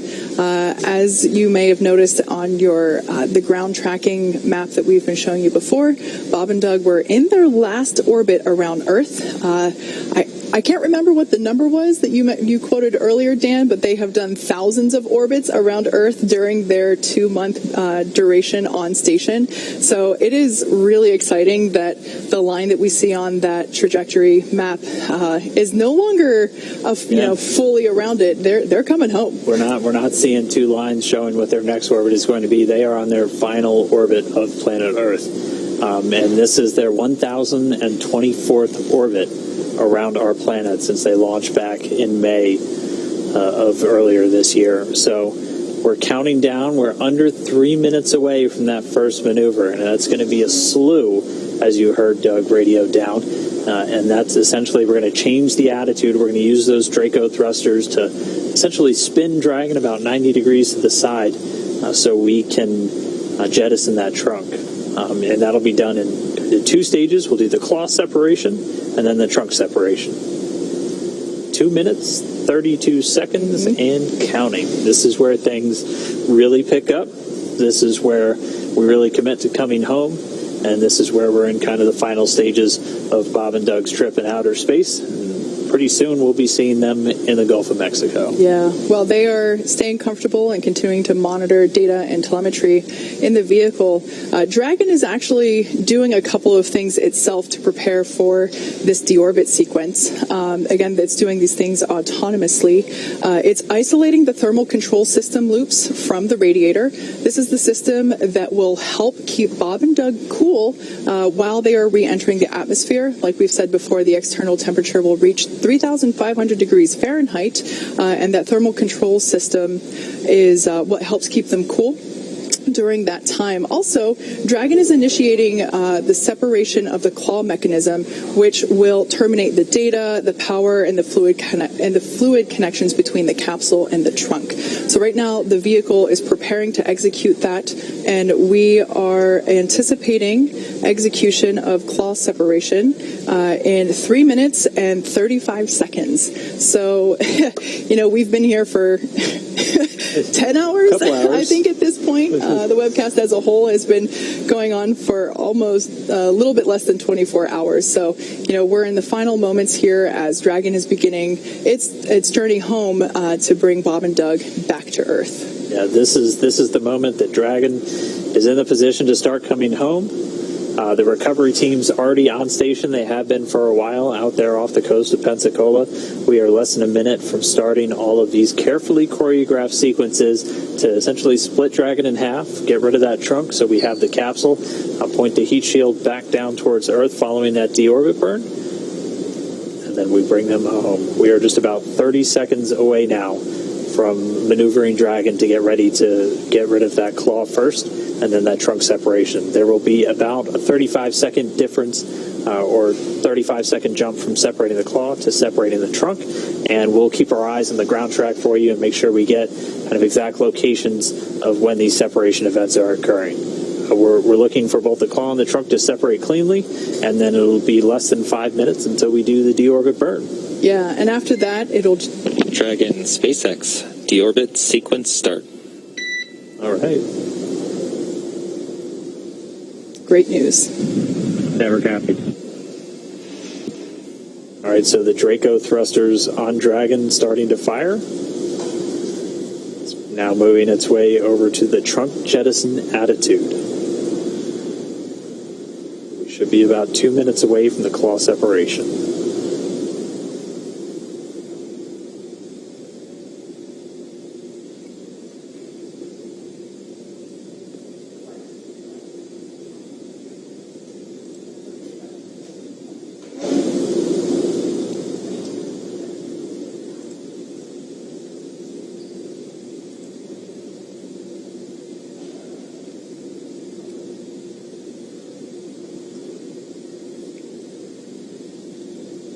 For those of you that are just tuning in, you are just in time.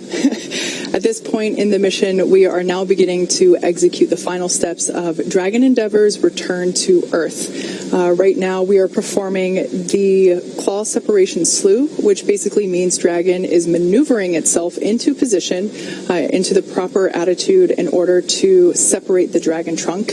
And that will be initiated first by separation of the claw. The claw is the mechanism that attaches the trunk and the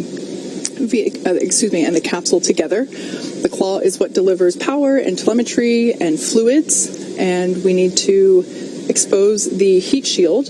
Right now the trunk is blocking that, so we will jettison the trunk, and we will then allow us to maneuver into the proper attitude to perform the Deorbit Burn, which Dragon has performed a number of burns so far overnight and early this morning. And this will be the final burn that the vehicle has to perform for this mission. And we just heard confirmation Dragon's in the trunk separation attitude. We are now standing by for claw separation.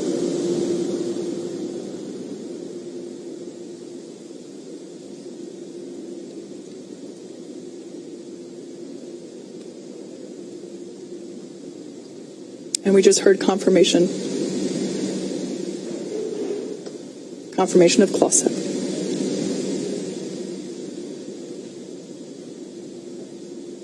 And with the claw separated, we're now standing by for the trunk separation in less than 30 seconds.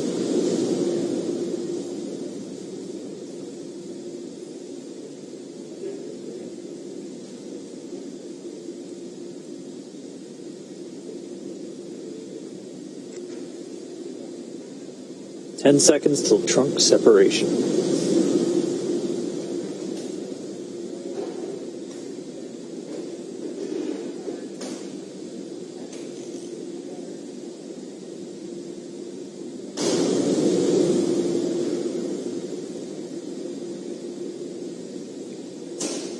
And we just heard confirmation of trunk separation.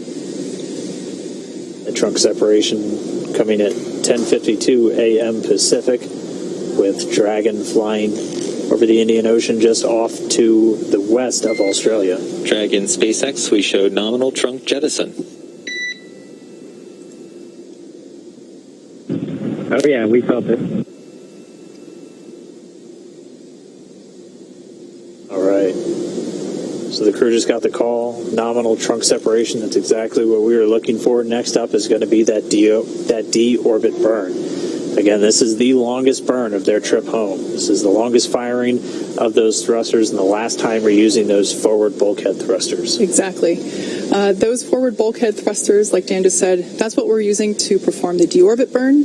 Once we do that, we will then be able, that deorbit burn will last for 11 and a half minutes. Once that is completed, we don't need to use those thrusters anymore, so we will close and lock the nose cone in preparation for re-entry.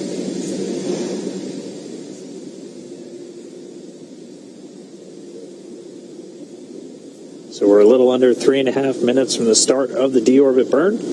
Again, our sequence of events has started. We're able to separate that claw at 10:51 a.m. Pacific. It's 17:51 GMT or Universal Time. And then at 10:52, just a minute later, the trunk separating while Dragon was flying just off to the west of Australia.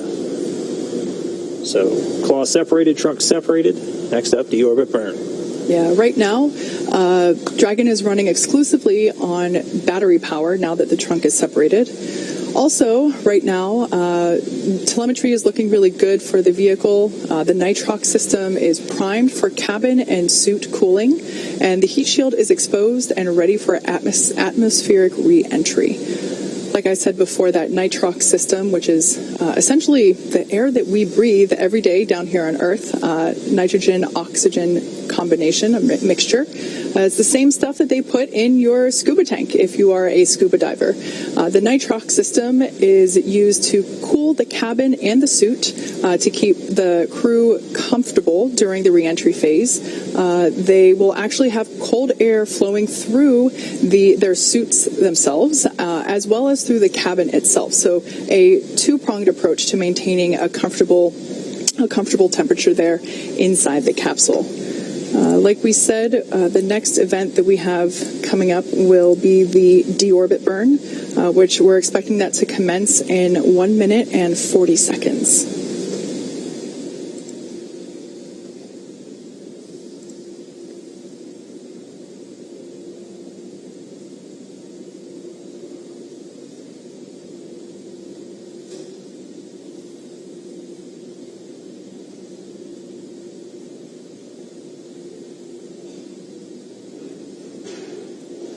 According to the ground tracking map there, Dragon is approaching the southwestern coast of Australia.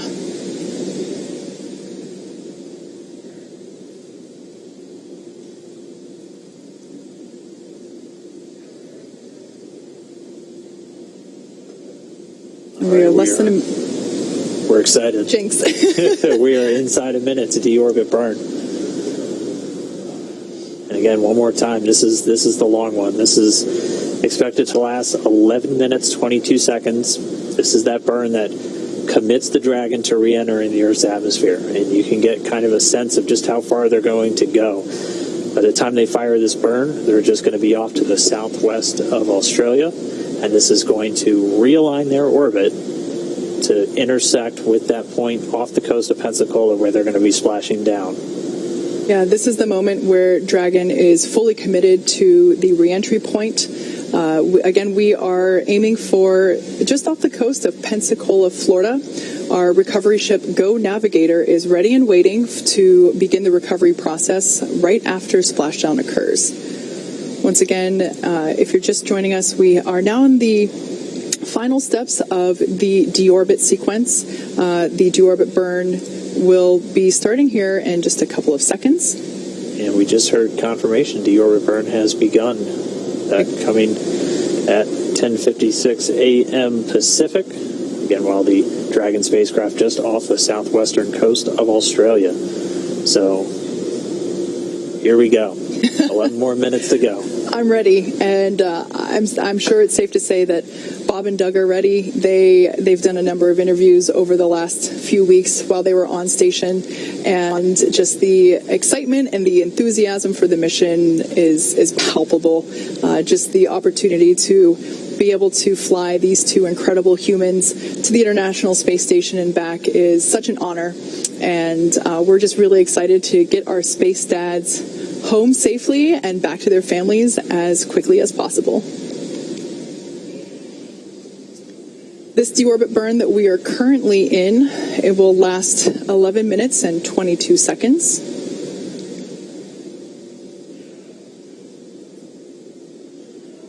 Already a little more than a minute 10 in counting, so we have about 10 minutes to go. Just heard a call. Propulsion system performing nominally. That's the word we always want to hear. We always like to hear. So just under 10 minutes to go left in this burn. And all within the last 10 minutes, again, it seemed like we had slow progressive events all morning, and then boom, within the last 10 minutes, we had a couple of things happening. Dragon maneuvered itself into the appropriate position to jettison its trunk, and it did so successfully, nominally, and then it initiated the deorbit burn just a couple minutes ago.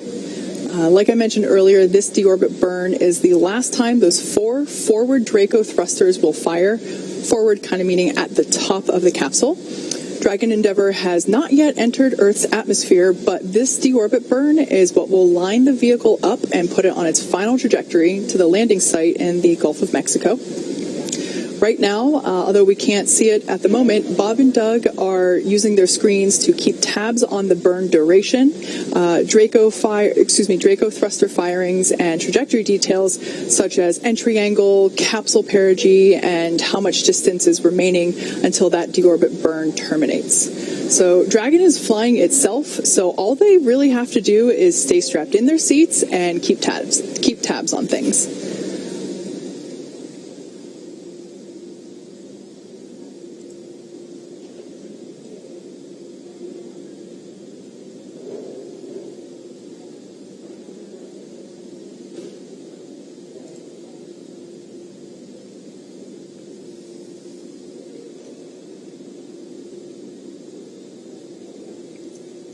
So while this burn is completing, again, we're just a few minutes into it. It'll last 11 minutes and 22 seconds.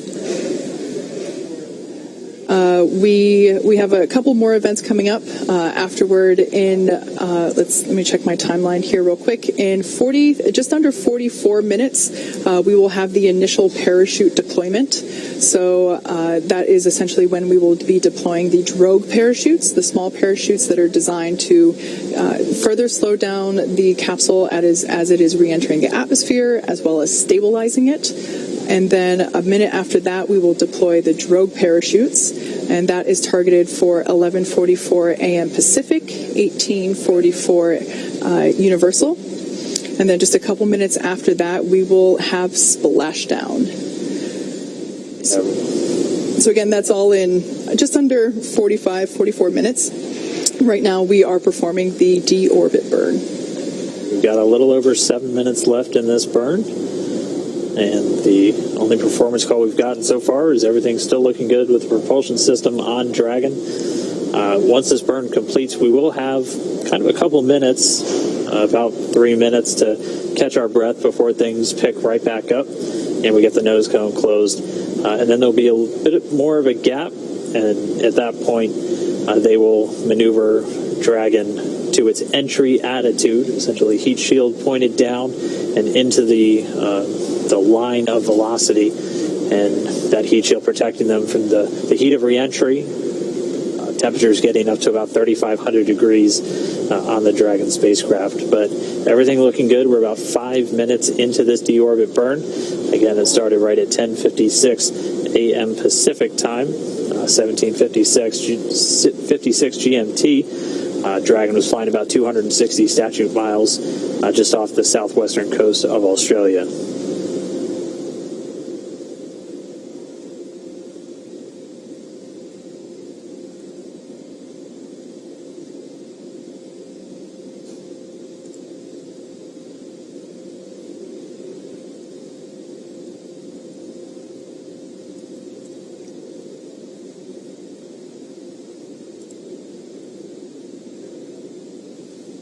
So right now, during this burn, we just heard a call that we're halfway through the burn and everything is looking great, everything performing nominally. During this burn right now, Bob and Doug are currently monitoring the Deorbit tool, which, like I said earlier, captures things like the perigee, the reentry interface, how much distance remains before the burn itself is terminated. They're also monitoring the burn duration and the firing of those Draco thrusters located there at on the forward bulkhead of the capsule. There on your screen, you actually can see what Bob and Doug are seeing right now. That is that tool on their screen. So on the left and the right of the center screen, that is the deorbit. That is the deorbit monitoring tool.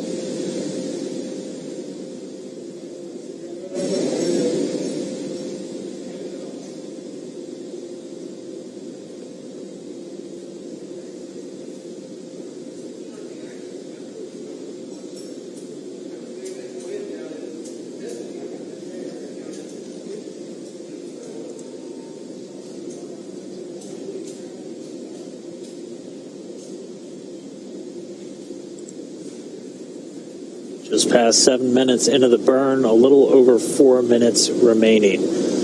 Everything's still looking good with Dragon ship Endeavour's Deorbit Burn to commit it to coming home. Everything continuing to be on track for our splashdown. Again, our splashdown time right at 11:48 and 24 seconds Pacific was the calculated time. It would be typical if we're a couple seconds on either side. But that time is 18:48 GMT or universal. But we're already through several of the really major steps to initiate this re-entry. The claw is separated, the trunk is gone, the deorbit burn has begun, and we're more than halfway through, just a little under 3.5 minutes remaining.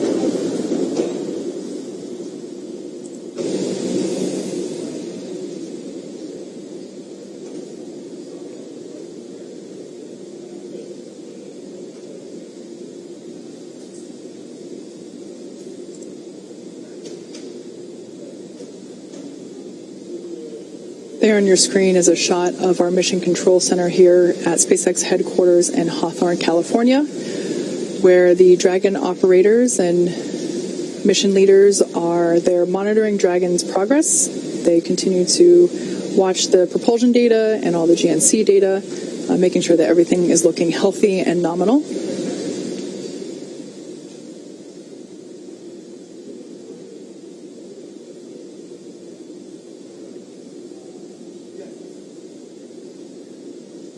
We're just about 2 minutes, 30 seconds until the end of this burn. We'll listen for the call out up to the crew on the performance of the burn, and then they'll start moving into the next steps. Again, we'll get about a 3-minute breather before the next major milestone comes up when we get ready to close the nose cone, that protecting the docking ring, guidance, navigation, and control sensors, and also these 4 forward bulkhead thrusters that are currently performing the deorbit burn during the actual re-entry process. So we are at just under 2 minutes from the conclusion of the deorbit burn.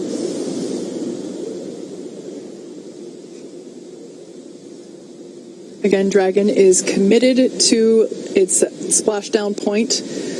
There is no going back. Yeah, we already have the recovery team ready and on standby. They've been there for quite some time now. Here, and we have about 90 seconds left in the burn. Weather looking great at the splashdown site off Pensacola. Winds just around 2.5 miles per hour. Sea being described as like glass by the Corps here in Hawthorne, radioing up to the crew. Ended up getting fantastic weather for this first crewed splashdown of Dragon. We are 1 minute away from the end of deorbit burn. Again, this burn is placing Dragon on its final trajectory to the landing site off of the coast of Pensacola, Florida. That is in the Gulf of Mexico. And our recovery vessel, Go Navigator, and the recovery team are ready and waiting to see Bob and Doug come back through the atmosphere.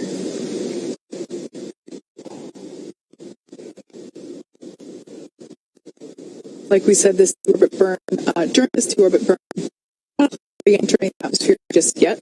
That won't happen for about or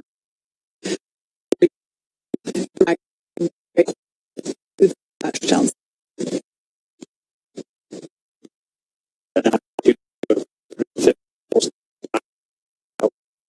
We are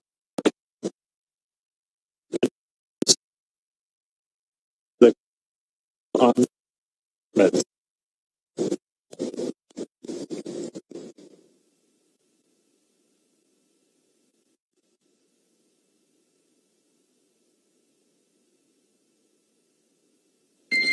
Dragon, SpaceX, deorbit burn complete, performance nominal, nose cone closure initiated. Nominal burn, nose cone, and work.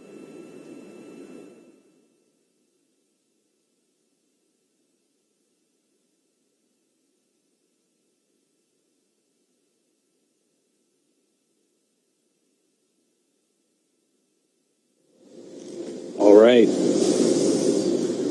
Deorbit burn complete. We heard the call. Nominal burn. Bob and Doug are on their way back home. This burn commits them to re-entering the Earth's atmosphere. All we have left now is to wait. That was really one of the last major moments before they start re-entering the Earth's atmosphere. We'll have the nose cone closure coming up next. That should be coming in just a couple of minutes, as we had about a 3-minute span between the end of the deorbit burn and that moment. Yeah, the nose cone is actually currently in the closing process, so it doesn't just snap shut. It does slowly close and lock. So right now, that nose cone is in the process of moving back into the closed position, and we will hear the call out for whenever it has fully closed and whenever the latches have secured.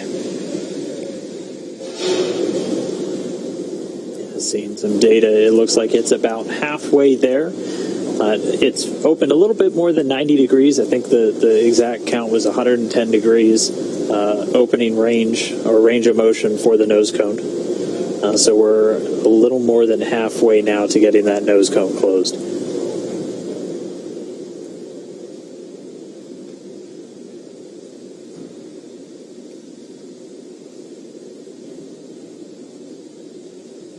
So I have just heard that we have a visual on nose cone closure. So it'll take a minute for the hooks to close in. They close in a series. So the first series will close and then the second will follow. And that'll take about a minute to complete.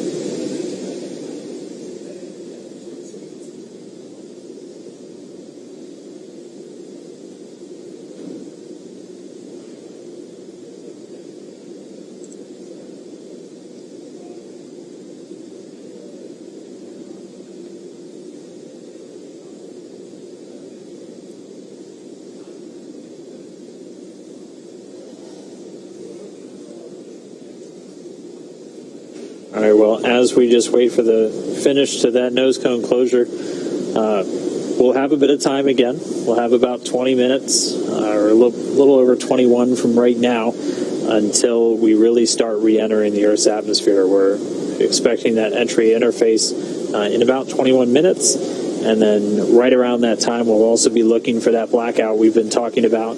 We've had a little bit of what we call Radicom at this point. So you'll hear kind of some sporadic interruptions in the audio transmission just because of how Dragon was oriented for the trunk jettison and for the actual deorbit burn.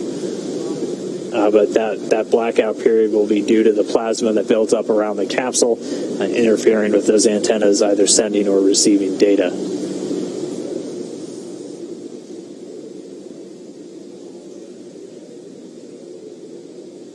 So I've heard the call out that the first set of hooks for nose cone closure are in motion.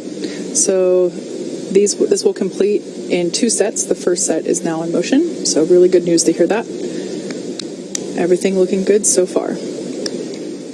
Like I mentioned before, in the background, Dragon has inhibited the forward bulkhead Draco thrusters that we just used to complete that deorbit burn. This is to ensure that it's safe to latch that nose cone shut for reentry. Also, the vehicle has initiated the nitrox purge. Nitrox is simply a mixture of nitrogen and oxygen. It's what we breathe. And the nitrox that is being purged into the system is cooled, so allowing that cool air to circulate around the cabin, but also inside of Bob and Doug's suits will help to keep them cool and comfortable during re-entry, which will be coming up in about 20 minutes.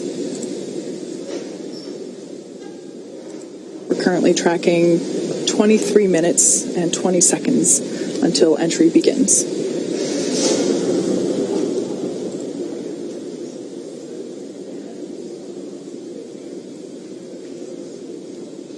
So in case you're just joining us at this point, the nose cone has closed. The forward thrusters have been disabled, and we are latching the nose cone. Currently underway with the first set of hooks. The first of 2 sets.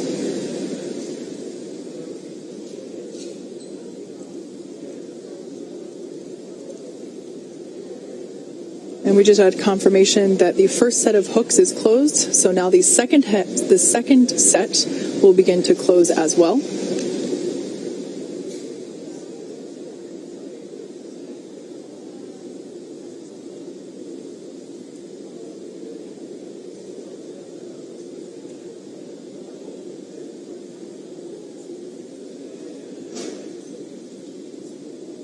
As we mentioned, after this nose cone's fully closed, we'll have a couple of minutes to catch our breath again, about 20 minutes or just under 20 minutes until Dragon will start to maneuver itself to the entry attitude, essentially pointing the heat shield in the direction of travel as it's going to be leading the way through their re-entry through the Earth's atmosphere. We'll look to run into that communications blackout at about 36 minutes after the hour, expecting that to last for about 6 minutes, and then we'll get that back shortly before we deploy the Drogue parachutes, followed just less than a minute later by the main parachutes, and by that point hopefully we should have some views of Dragon re-entering the Earth's atmosphere and parachuting to a splashdown in the Gulf.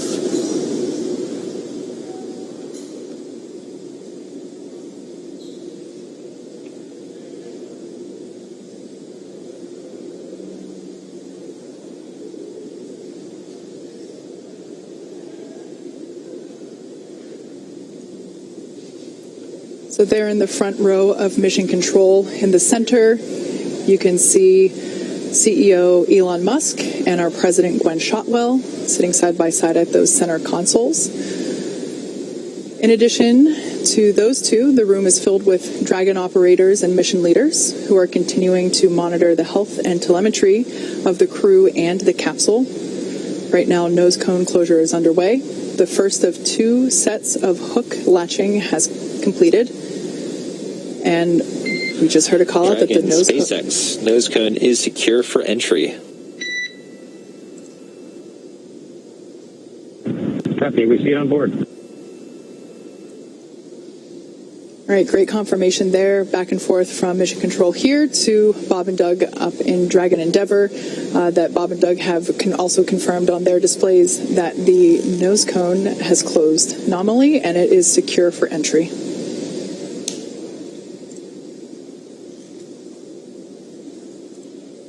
All right, so that nose cone close completion. A lot of tongue twisters with this right now. Coming with Dragon still flying over the South Pacific. It is on its way home. We're going to gradually start to see its altitude dip.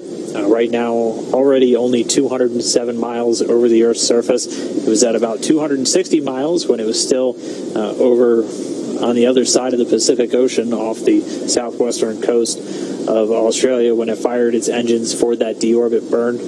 So its altitude going to continue to drop. Once it gets to about 100 kilometers in altitude, or about 62 miles, it's going to begin what's known as entry interface, and that's when it really begins to start to feel the effects of the Earth's atmosphere. Will once again be experiencing lift and drag as it's no longer in that near vacuum environment in low Earth orbit.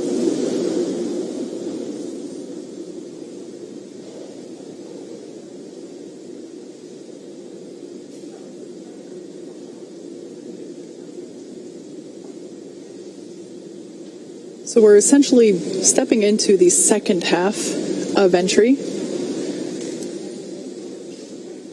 Dragon is now beginning to flush nitrox into the cabin and continuing to top it off in Bob and Doug's suits as well. Again, this is cool air essentially flowing through the cabin and the suits. This is what will allow them and the cabin itself to remain comfortable during reentry while those external temperatures reach 3,500 degrees Fahrenheit. At this point in time, Dragon's orientation is such that the heat shield is pointing forward, if you will, leading the capsule toward the landing site.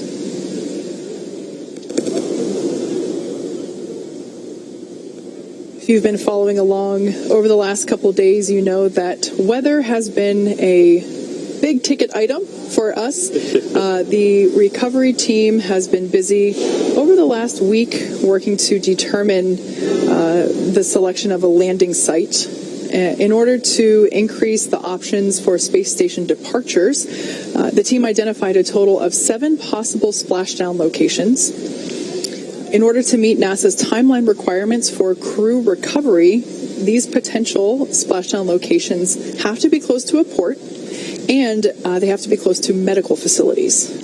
So with all of that in mind, you add the ever-evolving weather conditions of Florida, but also that tropical storm Isaiah that was moving through. And it's easy to see how determining that landing site is quite a complex process. Since Dragon is capable of splashdown on either side of the Florida Panhandle, we in fact have 2 identical and fully equipped recovery vessels ready to support.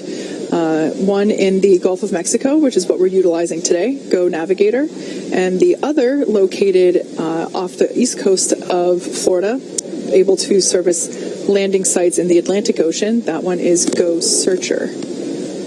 Like I mentioned, today we'll be splashing down in the Gulf of Mexico, just off the coast of Pensacola, Florida. Go Navigator, that recovery ship I just mentioned, is in place and ready and waiting for Bob and Doug. The WB-57 plane, if it hasn't taken off already, I'm sure it will be very soon. It's in the air. Okay, great. That's what will provide our first views of Dragon during reentry. We'll get a thermal cam off of that airplane, allowing us to see the capsule as it is re-entering the atmosphere. If you were tuned in for our Demo-1 broadcast, it was basically a big ball of light coming at us. We'll also have cameras on board the recovery vessel, so as Dragon gets closer and is deploying those parachutes, we will also be able to have hopefully some really clear footage of that all occurring as well.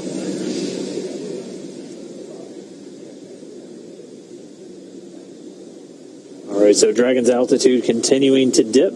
Right now about 174 miles over planet Earth. We're under 11 and a half minutes from where we expect to hit entry interface. So that's where Dragon will really start feeling the effects of being in a denser atmosphere. And then we are still tracking that blackout to come right around that same time.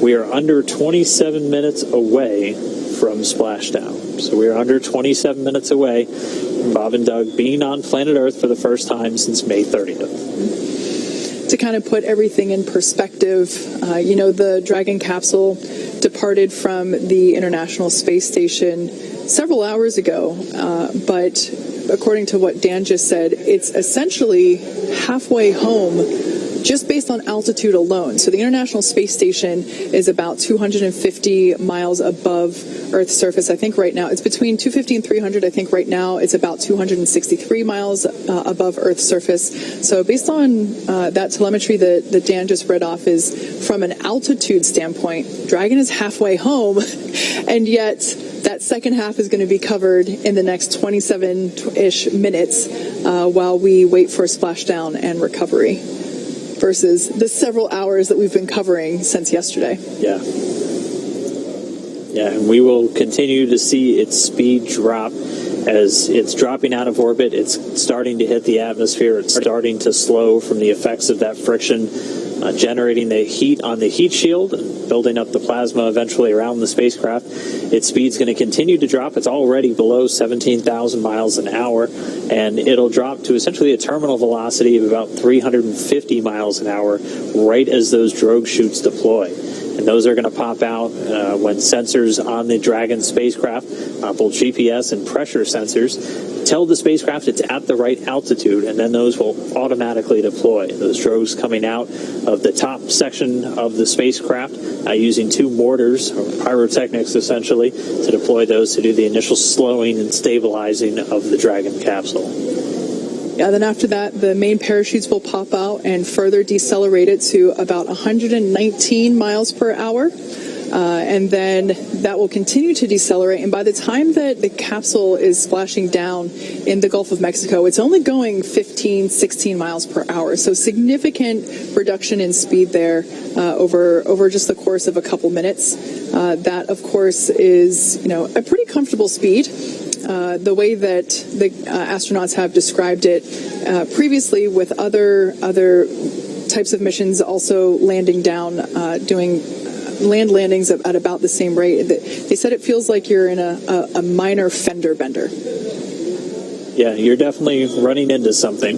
You'll feel it, but they do a lot of work with the seats and the restraints with these crew members just to make sure while it may be a fender bender, you got more than a seatbelt essentially holding you in. So they're very secure in their suits and in their seats, and they're going to stay in there even after Dragon touches down. We'll still have communication with Dragon. Once they're in the water, it'll stay powered on.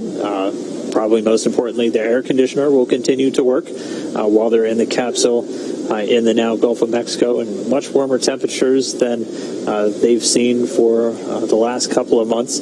And we'll still be able to talk to them from here in Hawthorne, and the recovery teams will be able to as well. Yeah. One of the things we might see them do, depending on sea states and everything after they touch down and the crew themselves, they'll still have a couple of demonstration tasks potentially to carry out. They have a satellite phone inside of the capsule that has its own satellite antenna integrated into Dragon, and they're able to use that independent of Dragon's communication system. So one thing we might hear them do is do a test call on that to the teams here in Hawthorne. We wouldn't be able to hear the call, but you would hear the go to do it over the Dragon to ground audio that we've been listening to this entire time.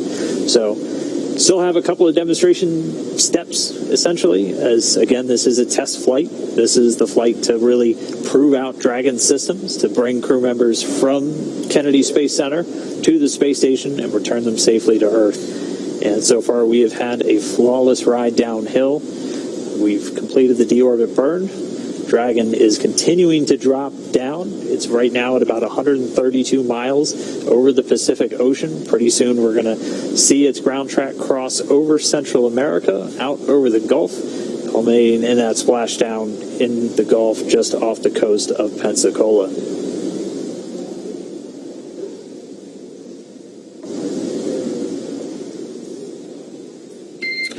Dragon SpaceX for entry brief. Go ahead. Okay, Doug, we have no update to timing because the burn went great and your vehicle is still looking really good for entry. No health issues at this time.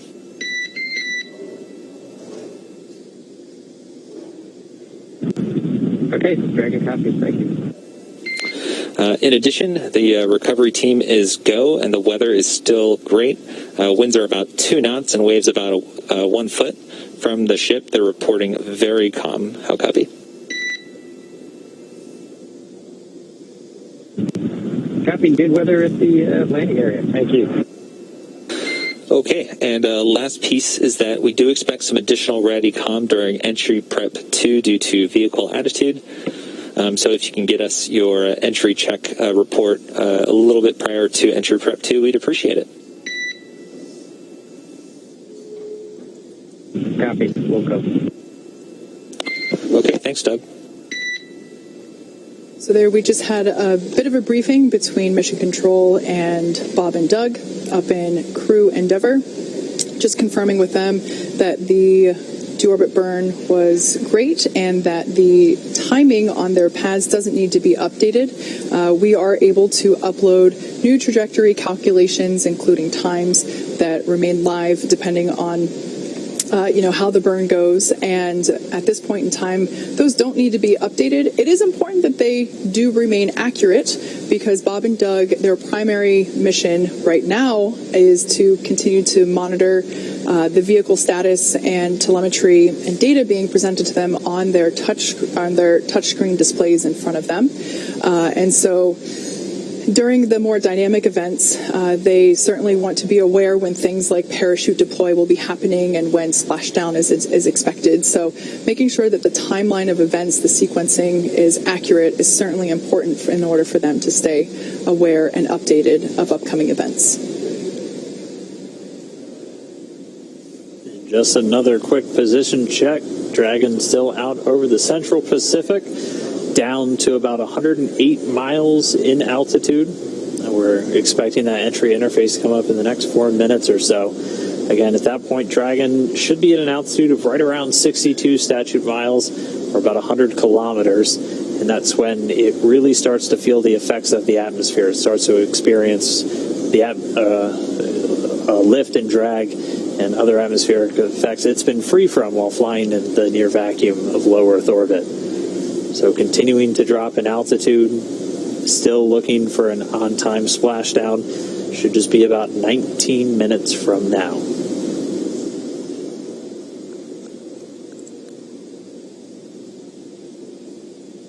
And just a reminder, we do have that blackout period coming. So as they continue to dip in the Earth's atmosphere and get lower and lower, the atmosphere gets thicker and thicker and is going to generate more and more heat, eventually heating up the outside of Dragon to 3,500 degrees Fahrenheit. And as it hits that peak heating, it'll also be forming a plasma around the spacecraft. So we do expect to lose comm for about 6 minutes. SpaceX Dragon crew entry preps are complete. SpaceX copies. Entry prep complete. Thank you. The call from Spacecraft Commander Doug Hurley. Entry preps are complete. So they are on board, they are monitoring, they are ready to come home. Yeah, and as of right now, entry prep should have also included final configuration of their flight suits. So we had a question from our social media earlier if the visors will be up or down. Those visors should be down at this point as part of that entry prep check.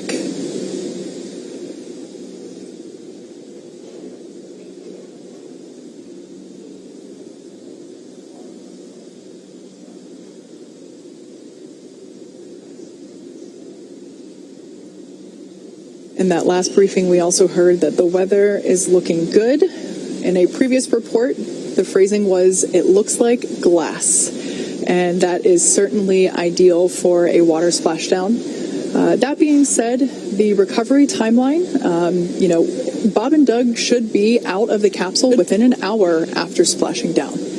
So good to hear that the weather is good. We saw blue skies and a couple of white fluffy clouds out there in the Gulf of Mexico as we got views from our recovery vessel Go Navigator. But glad to hear that conditions are sustaining and that winds also are looking really good, around 2.5 miles per hour. So hardly anything at all. Really couldn't ask for better conditions for a splashdown day. We kind of threaded the needle once again, almost like we did on launch with the weather today. Your upper limits for wind were about 10 miles an hour, so we're well below that threshold for a splashdown today. The Dragon coming up on 82 miles in altitude, continuing to dip down. We're expecting that entry interface to start pretty soon, where the vehicle itself's really going to start heating up. It's going to continue to use its Draco thrusters to maintain its attitude as it continues through the Earth's atmosphere, and we'll have that calm blackout coming up in just a couple of minutes as well.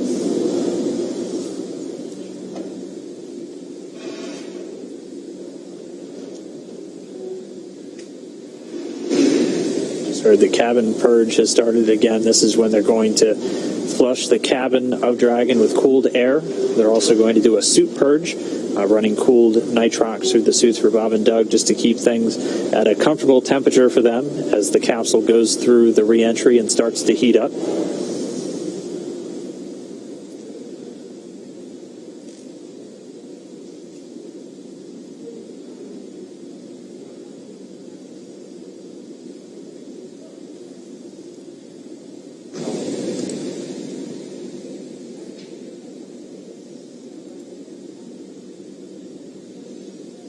So like we said, we are anticipating a brief blackout period where we're unable to communicate with the capsule. We're expecting that to start in exactly 3 minutes. That will last for 6 minutes total, and during that time we will be unable to command the vehicle or receive telemetry. That being said, Dragon is designed to be fully autonomous, so it's driving itself anyway. So Bob and Doug will stay fastened in their seats. Like I said, that anticipated loss of signal, or as you'll hear it called LOS, is anticipated to last for just 6 minutes. During that blackout period, the capsule will encounter what's known as entry interface. This is when the capsule is now really in the Earth's atmosphere and beginning to be subject to aerodynamic forces. This is also when a lot of that friction will begin to build up and raise the external temperatures. Dragon SpaceX, we show 2 minutes until predicted calm blackout. We will see you on the other side at 1842.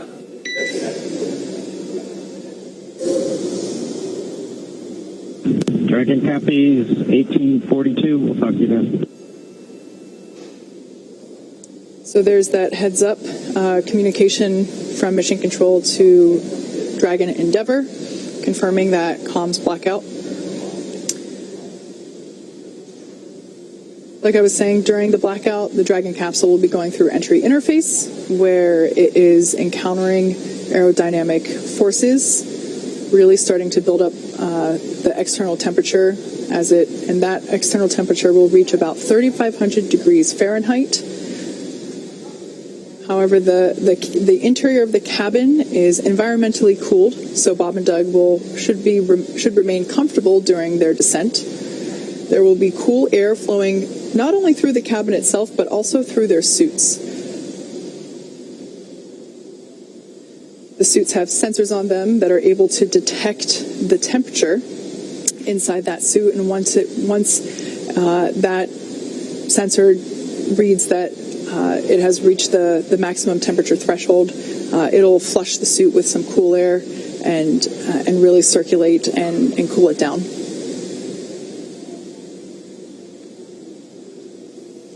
All right, well, well, we are right around that estimated blackout time. As we heard the call, we'll see them on the other side, expected to regain that communication at about 42 minutes after the hour. So for these next 6 minutes, they're already less than 60 miles in altitude. And this is when the capsule is really heating up during that reentry, reaching temperatures of around 3,500 degrees Fahrenheit. As again, you're essentially hitting the atmosphere more than 17,000 miles an hour, and the friction building up that plasma around the spacecraft. And that's what's going to prevent us from talking to Bob and Doug or getting data back from the spacecraft for the next 6 minutes. Its flight computers are in control, though. It's going to continue to maintain its appropriate trajectory and attitude, having attitude determination devices on board the capsule, not reliant on communications with satellites. And it's going to continue Dragon down the correct path for this splashdown off the coast of Pensacola. So we are in that blackout period. We're going to continue to stand by until we get them on the other side.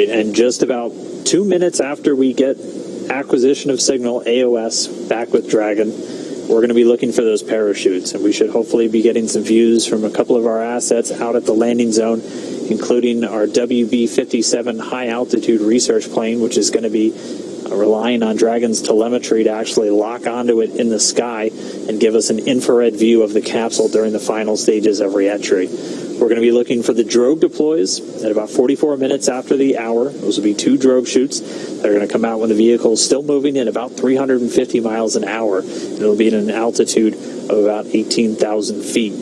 They'll come out and do some initial slowing and stabilization of the spacecraft, and then less than a minute later, they'll detach, and the 4 main parachutes will deploy. You'll see them come out and look kind of closed up initially, and then they'll do what's known as reefing, opening up in really 2 different stages just to minimize the immediate loads on the parachutes themselves. Those main parachutes will come out at an altitude of about 6,500 feet, with Dragon already slowed down to 119 miles an hour, and they'll do the rest of the slowing the whole way down until we splash down in the Gulf of Mexico. We should be 10 minutes away from splashdown.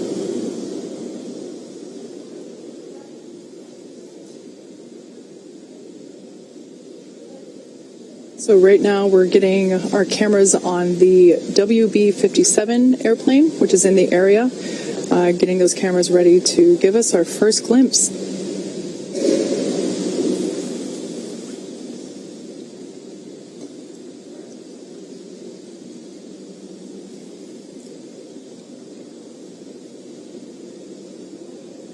And we should still have about 3 minutes left, a little less than 3 minutes, until we anticipate reacquiring our signal and our connection with Bob and Doug in the Dragon spacecraft. If you're just tuning in, we are in a blackout period that we were expecting. This blackout period will last a total of 6 minutes, and we're about halfway through there now. At the moment, Dragon is re-entering the Earth's atmosphere, and due to the plasma building up on the exterior of the vehicle, we're unable to communicate or send commands, but Dragon is fully autonomous. It is steering itself. And right now, Bob and Doug are flying home.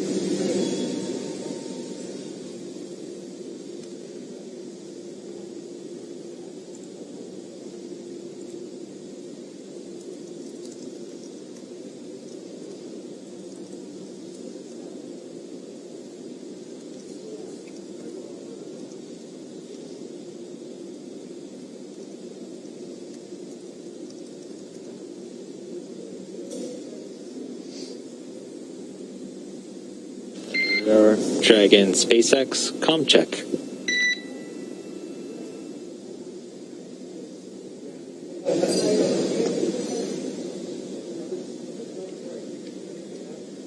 So we're still inside that anticipated blackout window. It does look like we are getting maybe some sporadic data starting to peek through. This is why you heard that communications check with the spacecraft.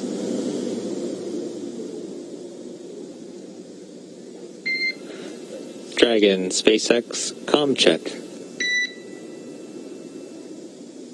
Endeavour has you loud and clear. We're about 3.9 G. Copy, we've got you 5x5 as well, Doug. Looking good, and you can expect an automated chute deployment. Copy. It'll shoot the flight. All right, really good news there. We have come out of the blackout period and we have reestablished connection with Dragon Endeavour with NASA astronauts Bob Behnken and Doug Hurley on board.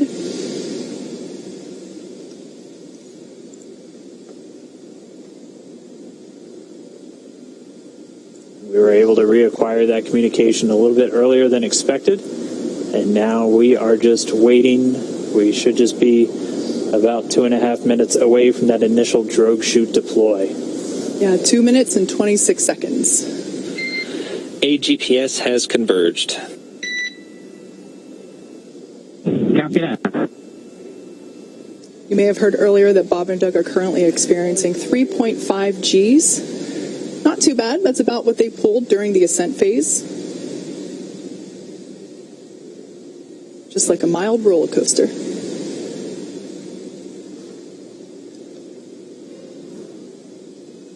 So the vehicle is now over the Gulf of Mexico. It is approaching the landing zone off the coast of Florida near Pensacola. And there we have our first shot. There it is. The first view from the WB-57 airplane. It is dipping in and out a little bit. This is going to be an infrared camera showing us Dragon re-entering. We have that comm back with Bob and Doug. You heard AGPS is converging. Dragon has 3 GPS units that it uses actually in the parachute deployment process as it helps, along with the pressure sensors, really give a solid altitude to the flight computers on when these are supposed to deploy. And we're standing by for the Drogue chute deployments. We should be just under 5 minutes away from splashdown. Passing 15 kilometers, brace for Drogue window. Copy, we're braced. Just about 14 kilometers in altitude, 8.4 miles, continuing to descend.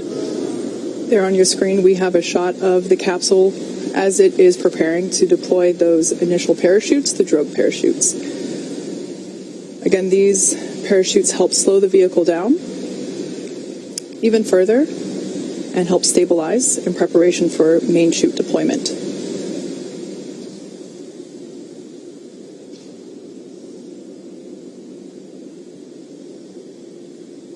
Right about now, the capsule is going about 400 miles per hour, decelerating quickly.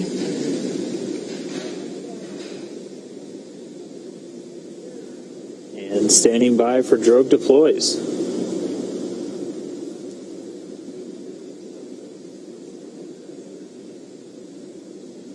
Visual, 2 Drogues out. There on your screen, we have visual confirmation of those 2 Drogue deployments. Copy, Drogue. All right, so 2 of 2, the Drogues now out. They're going to do their slowing and stabilizing of the Dragon spacecraft.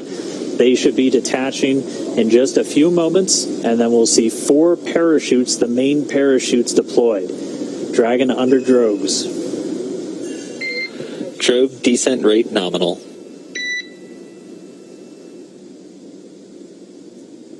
So the expected descent rate, the expected velocity out of the Drogues nominal, we're right at around 150 miles an hour and already dropping. You can see the Drogues now detach. And there we have confirmation of deployment of the 4 main parachutes. We are visual on 4 chutes out. We are visual. 4 main parachutes deployed. Copy, 4 main.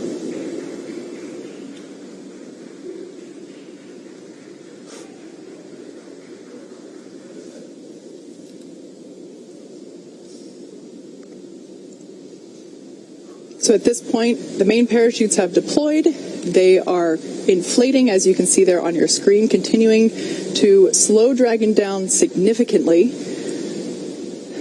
We are anticipating splashdown in just under 2 minutes and 30 seconds. We've already slowed the vehicle down to about 16 miles an hour. It's already less than a kilometer in altitude.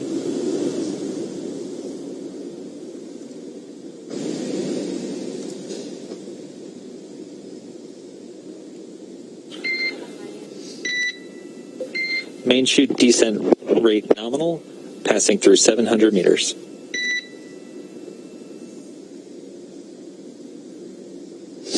So at this point, Dragon has saved all propulsion systems on 600 board. meters. 600 meters. And we're 600 meters above the Gulf of Mexico. Should be approximately a minute 30 from splashdown. Mission control team here in Hawthorne has reported the precise landing coordinates. Recovery ops, they've already begun. We already see the fast boats starting to move in.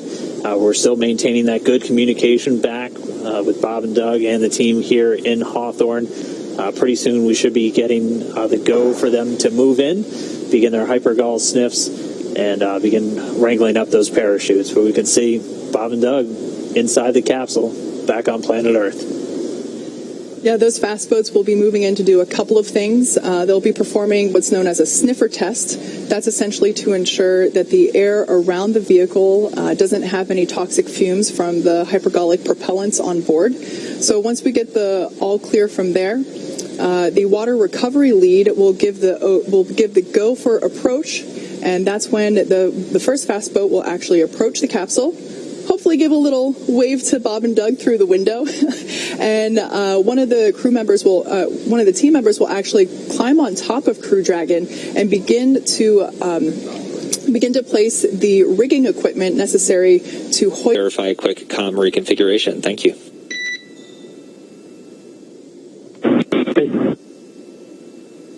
So essentially what just happened there is they reconfigured. And Solo, if you can just relay the status of the fast boats and the recovery as you get them, we would appreciate it. You bet. Absolutely, Doug. Wilco. So what just happened there, you heard comms reconfiguration. That's essentially looping Bob and Doug's communication into the recovery team, so that they can hear feedback from Bob and Doug directly as well. Now, we talked a little bit about SpaceX Endeavour. You can let Ben and James know we're doing pretty good so far. Okay, we'll let the flight docs know that you're feeling good so far. Thanks for that update. really good news there to hear that they're feeling good, and they can let the flight surgeons know that all is well inside Dragon Endeavour. All right, and it sounds like we do have one of our folks that's on location there with the recovery forces, NASA's Brandy Dean. She's joining us by satellite phone. Brandy, if you can hear me, I mean, what is it like right there on the water? What was it like to watch Dragon rear watch them splash down for the test objective? So stand by at the console once we get it up and operating and let you know. Okay, SpaceX copies. We'll be ready for that in just a couple minutes. We should have the go for you in just a moment. Please stand by.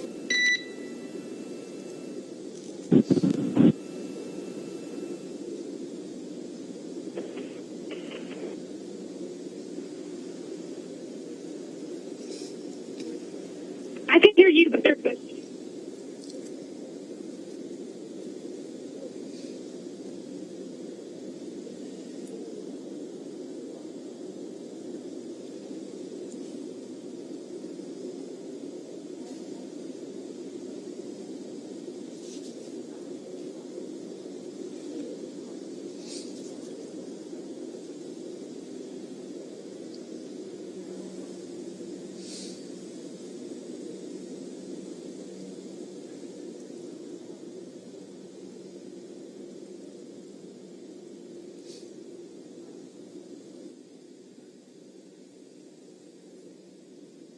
There in the center of your screen, Dragon capsule, waiting for the fast boats to approach and begin the rigging process. And there on the left-hand side of your screen, we can see that second fast boat come into view.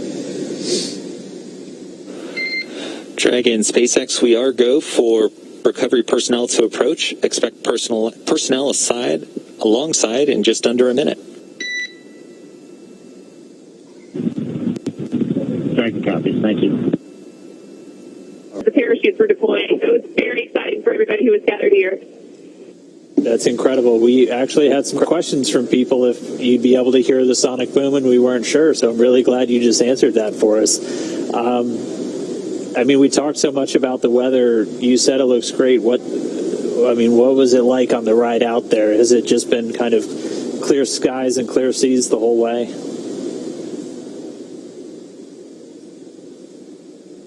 I'm not sure if you can hear me right now, but I think you're asking about the weather with clear skies. There are just a kind of a circle of clouds along the horizon, very low, but we were able to see the parachutes far above the clouds and follow it all the way until it splashed down.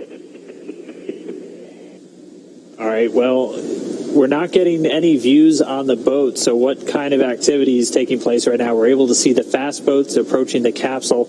What's everybody doing on the boat to just kind of get everything ready? The boat's also making its way towards the capsule. I can't see it with my rear eyes yet, but we're getting closer. Everybody's been kind of standing by, holding ready positions for quite a while now. So as soon as it flushed down, people that just sit and start working on their own activities.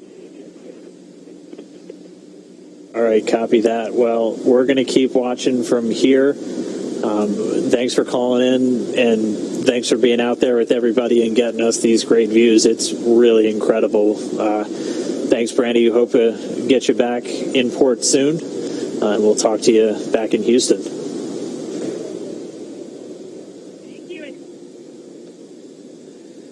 So there on your screen, camera view change. That is a view coming to us from Go Navigator, the recovery vessel. The two fast boats are out there getting ready to install the rigging equipment required to hoist Dragon out of the water. The other fast boat is actually collecting the parachutes from the water. We definitely want to bring those back on board with us. But shortly here, we should actually see one of the team members crawl up onto the side of the capsule in order to install the rigging, like I mentioned. That particular team member is highly experienced and highly trained.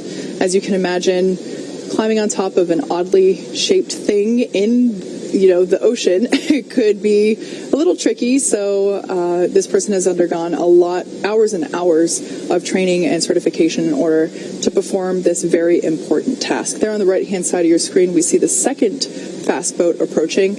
Of course, both of these boats needed to wait for their cue from the water recovery lead in order to approach Dragon after splashdown. Again, that was just to make sure that there weren't any toxic vapors in the air.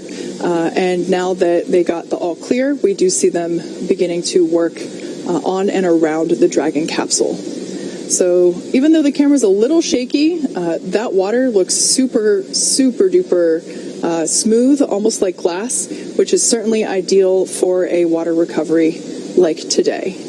Yeah, got to remember that this is a view from the main recovery vessel, which was still a few miles away from the splashdown Dragon point. SpaceX, we have hypercrawl sweeps and unfired ordnance checks nominal. Rigger is on board the vehicle. About 5 minutes until capsule lift.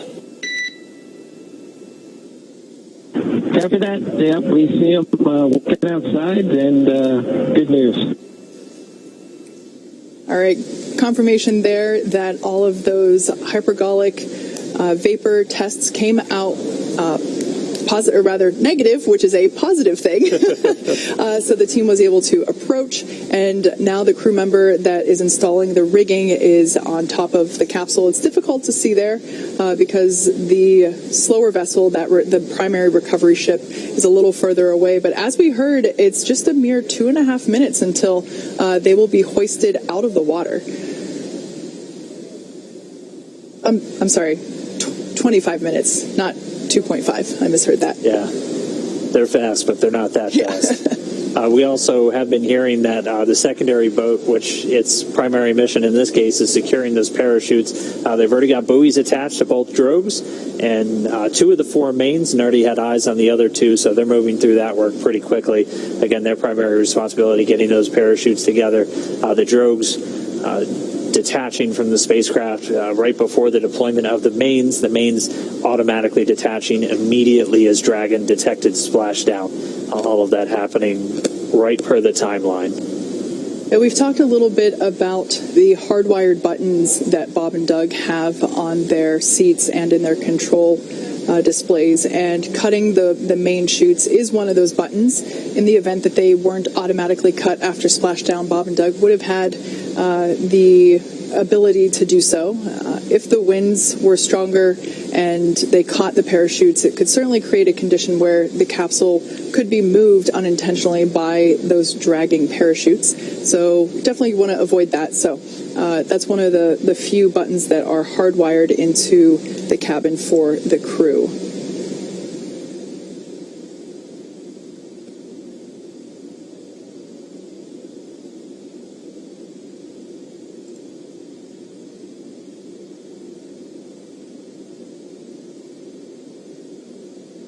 And again, right now we're expecting about 20 minutes for the main recovery vessel to go Navigator to reach Dragon. By that point, all the rigging will be affixed, and then they'll be able to use the A-frame hydraulic lift on the back of the vessel to begin to pull Dragon up out of the water. Bob and Doug did report they're seeing the guys climbing around outside their window on the capsule, getting that rigging affixed. Still doing good from all of their reports. And we're just going to see the vessel continue to close in. It's a little over 1.3 nautical miles still away, but you can see things starting to sharpen up in our view as it does draw in closer. One thing I didn't get to mention as the sequence events was happening, everything was going so quickly, just before the Drogue deployment, the seats automatically rotated to about 26 degrees. And so if you think back to when we saw Bob and Doug while they were still on orbit and during the Deorbit burn and all their departure burns, they were actually laying closer to on their backs at the 40-degree position, where essentially they were looking up at the top of Dragon capsule, like their stomachs were facing the top nose cone there. At this point, the seats would have rotated, so they're in a little bit more of an upright position. That's done to ensure that the loads experienced from landing are, doesn't hurt them. So at this point, they are not really laying on their backs in the ocean. They are seated upright a little bit, which would allow them to have a better view of the team working to install the rigging equipment.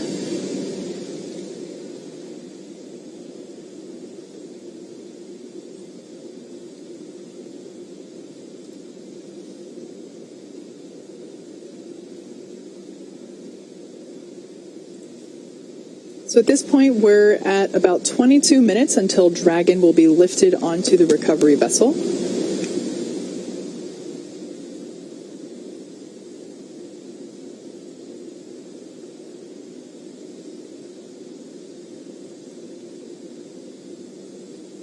Bob and Doug are still strapped into their seats, kind of like an airplane. They say, do not unbuckle your seatbelt until the captain determines that it's safe to do so. They will remain in their seats throughout the entire recovery process, essentially until it's time to get them out.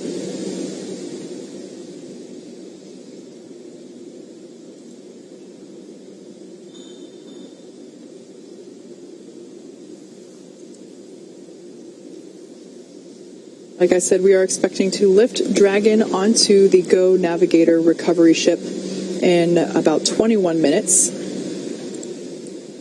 And then in 28 minutes, we will be opening that hatch and beginning crew egress, also known as exit.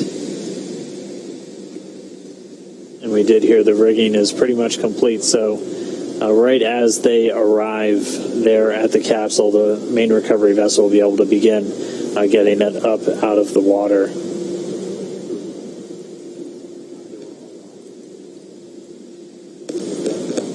So now as the recovery vessel Go Navigator is getting closer to Dragon's position there off the coast of Pensacola, Florida, we're able to see the capsule in a little bit more detail. It is certainly no longer a bright shade of white. Like we said, those external temperatures were reaching up to 3,500 degrees Fahrenheit. So the thermal protection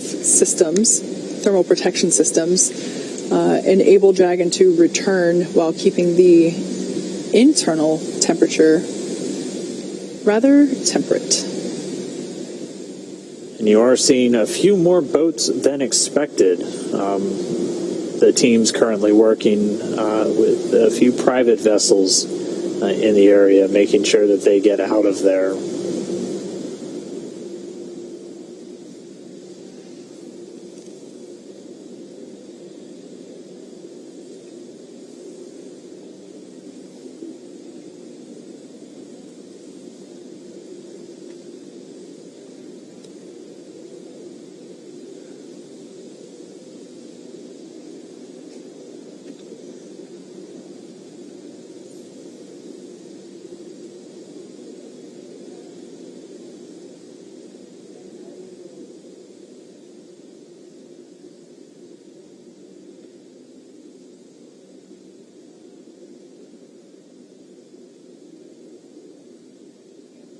And now we see one of the SpaceX fast boats moving in.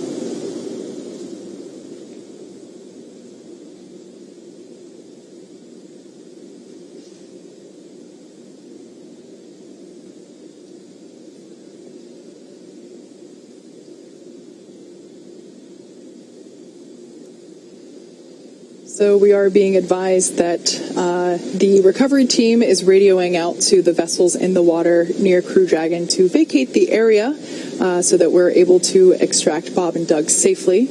Also for the safety of those folks in the area as well, not just Bob and Doug. Yeah, this is obviously a dynamic operation. One of the first things we do is make sure there aren't essentially poisonous fumes around the capsule, so something like this just really can endanger the whole thing, endanger the crew members and endanger themselves. So the SpaceX team's moving in to try and get them away so they can safely recover the Dragon capsule and get Bob and Doug on deck and safely inside their medical quarters. So we can see them, they're getting a lot closer. We expect about 10 minutes or so until they should be in position. All the rigging has been affixed on the Dragon capsule. And once they arrive, they'll be able to use that hydraulic lift to get Dragon up and out of the water.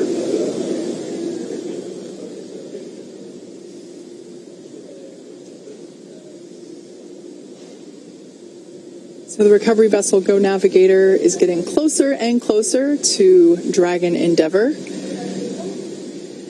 as it awaits its recovery, as it awaits to be hoisted out of the Gulf of Mexico. Again, we landed just off the coast of Florida near Pensacola. Maybe next time we shouldn't announce our landing zone. Oh, there we got a shot from our WB-57 plane. It looks like that area has cleared out significantly, so that is good to see.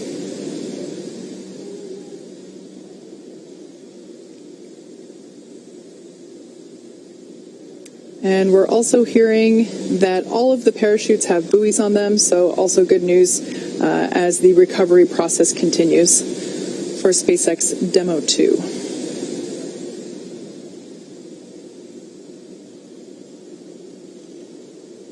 Dragon SpaceX for comm reconfig. Go ahead, Mike. Hey, Doug, we're about to reconfigure the forward link. We may lose that for about 1 or so minutes, and that should happen shortly. Copy. Yeah, just give us a call back when you think you got it back. Will do.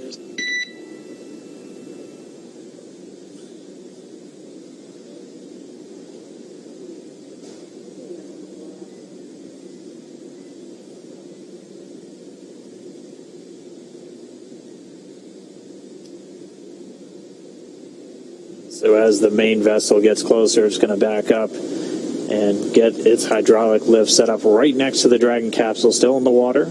Bob and Doug still inside, just waiting for that recovery. We should start the hoisting operations in the next 10 to 15 minutes, and then it'll be a pretty quick lift up out of the water using that hydraulic lift into the Dragon nest on the deck of the boat, or the ship rather, and then they'll move it underneath the helipad into essentially the crew recovery area, where they'll have a platform right up to the hatch. They'll be able to open up the hatch. SpaceX medical doctor will be the first one through the door, able to do a quick check-in with Bob and Doug on their status, and then he and the other medical doctors, flight surgeons, and trained technicians will begin to help them out of the capsule.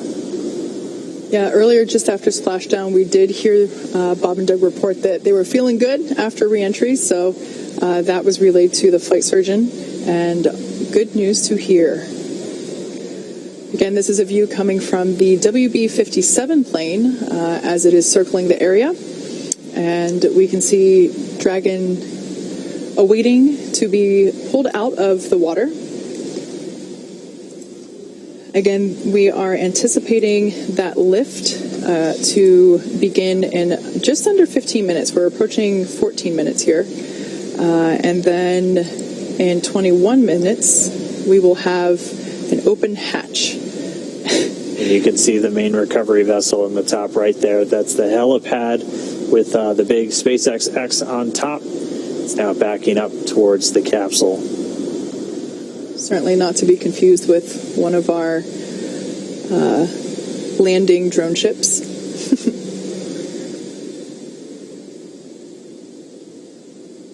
There's a live view of Dragon floating in the water there in the background, along with many onlookers. Certainly from a safer distance at this point. This is a live shot coming from Go Navigator, our primary recovery vessel here. So it's Crew Dragon is also accompanied by the fast boats that are helping to bring it in closer.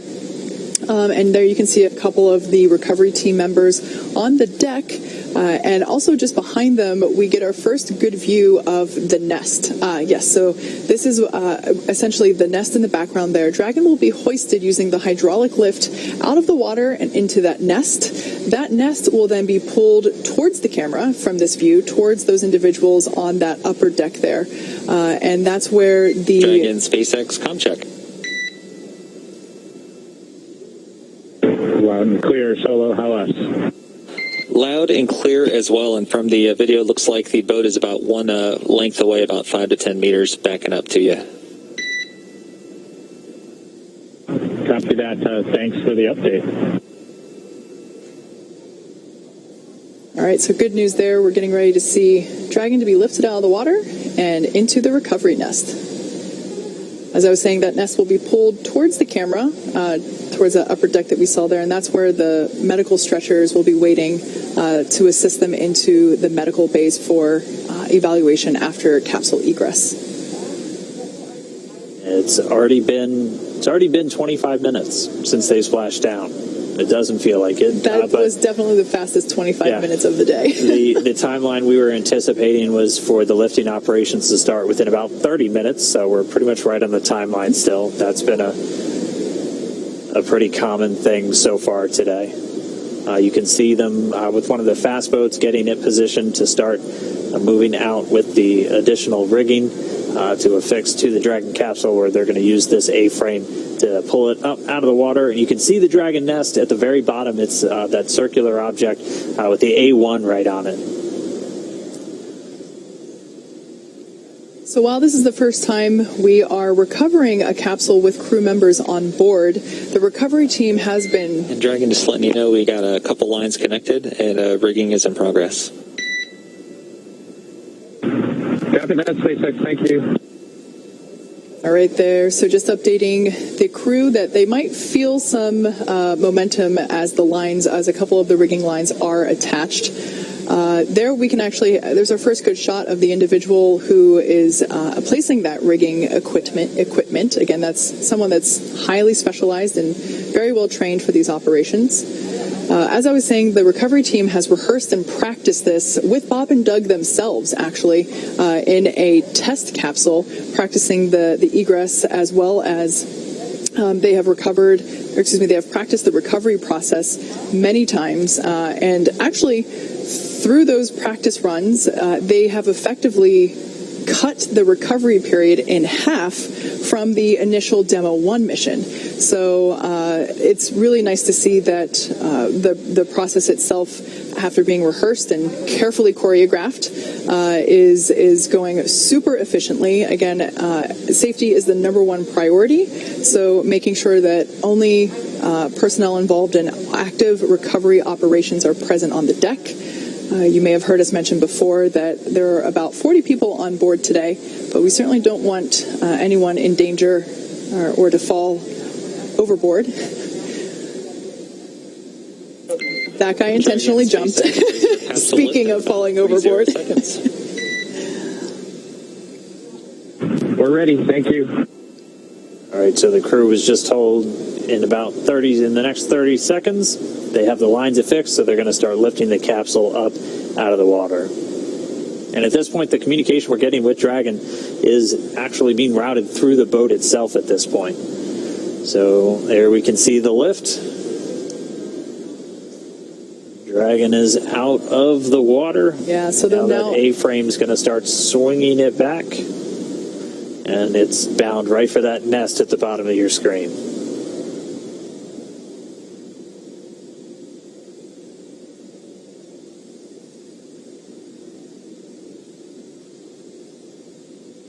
So there we're getting a better shot of all the points in which Dragon is tethered to the hydraulic lift, ensuring that it isn't swinging freely.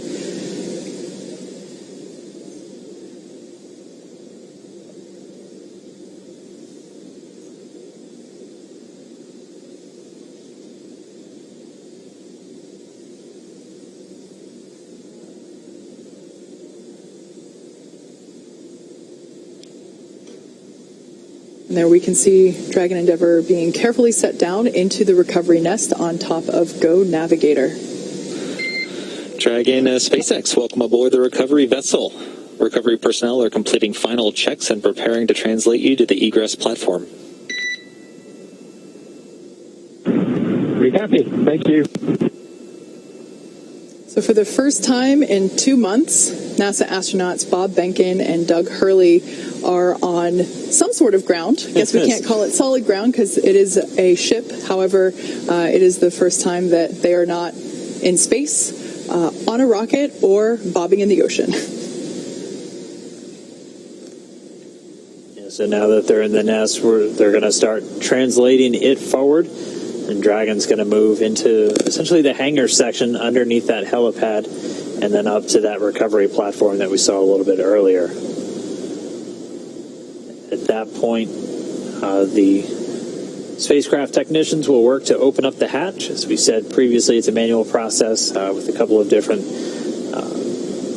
attachments you have to engage before the hatch itself can be opened. They'll get it opened, and then SpaceX's Neil Menon will be the first one through the hatchway to check in on Bob and Doug, get their initial health assessment, see if they're ready to move, and then we'll start assisting them out of the capsule and into that medical facility on the boat.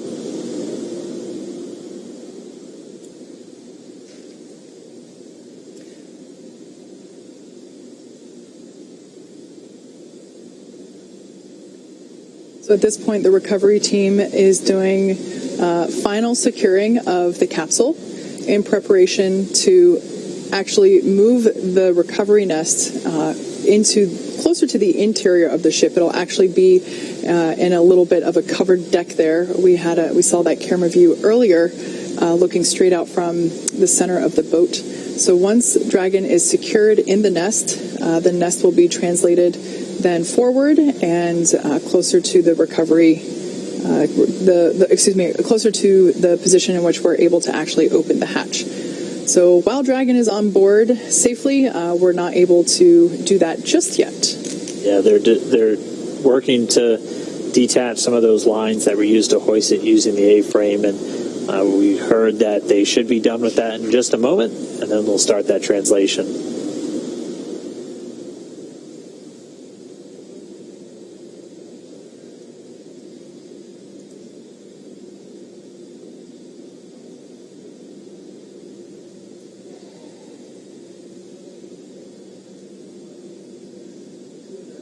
So right now we can see the recovery team releasing those securing lines that were used during the lift of the capsule from the water into the nest. So they are releasing those securing lines from the sides, making sure it is secure from the bottom.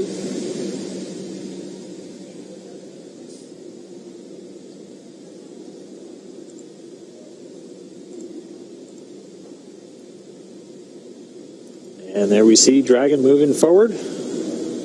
Look at that. Smooth as a Tesla, I would say. It's really interesting to see those scorching marks now that we get a really nice up-close detail shot of Dragon. Standing by for the go for side hatch open. That rounded square there in the center of the capsule is that side hatch. And on either side are those oval windows. Dragon SpaceX, stand by for side hatch opening and egress. Copy, we're ready. All right, crew got the call. We are go for hatch open.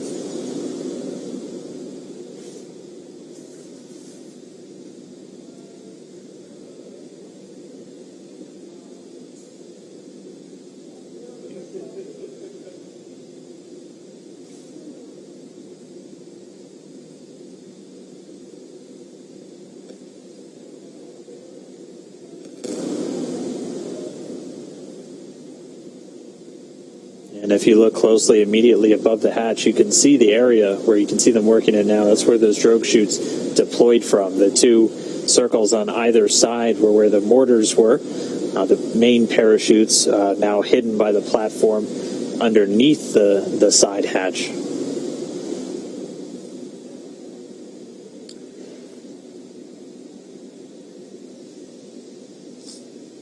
So the crew is in the process of removing the side hatch. We can see that Go Navigator is in transit. It is making its way back to the Pensacola Naval Air Station.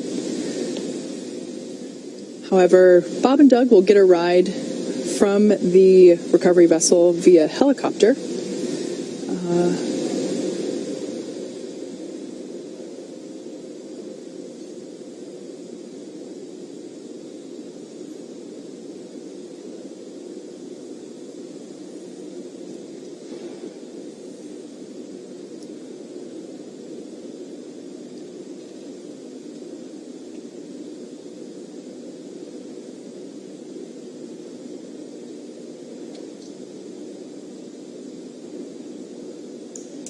So again, we're preparing to open the side hatch, and once that is done, the flight surgeon will pop his head in, do an initial check, see how Bob and Doug are doing. And Dragon SpaceX, we got a slight delay due to some potential NDO hits near the side hatch.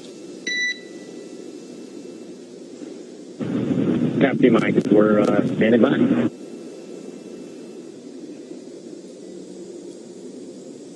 And so they're still continuing to do kind of those sniffs, so checking for any vapors or anything. So those NDO, it's NO2, nitrogen dioxide, primarily can get detected in the air from the burning of fuel. So they're going to continue to just inspect around the capsule, make sure that it's, again, safe for the crew, safe for the recovery experts before they get this hatch open.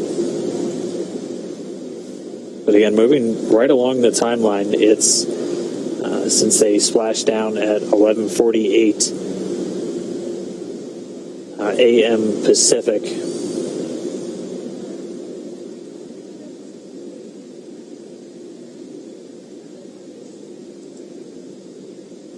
And so again, they're just pausing the operations for a moment, doing some additional air sampling around the prop system. We still have telemetry being fed from the vehicle, so flight controllers here in Hawthorne able to monitor prop tanks, propulsion tank pressures, and not seeing any issues with those at the moment.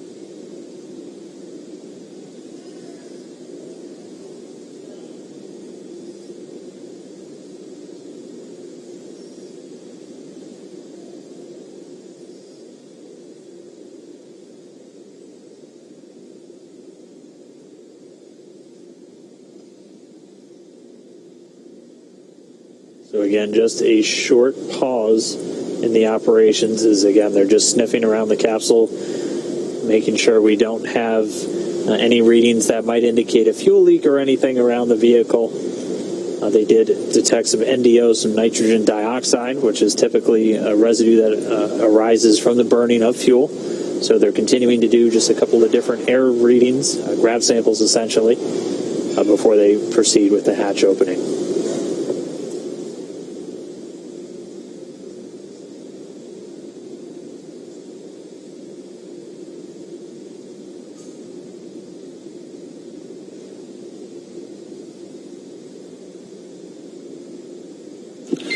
And Dragon SpaceX update, we're still investigating. Looks like we'll be setting up a service section purge. We're working on an ETA for you. Okay.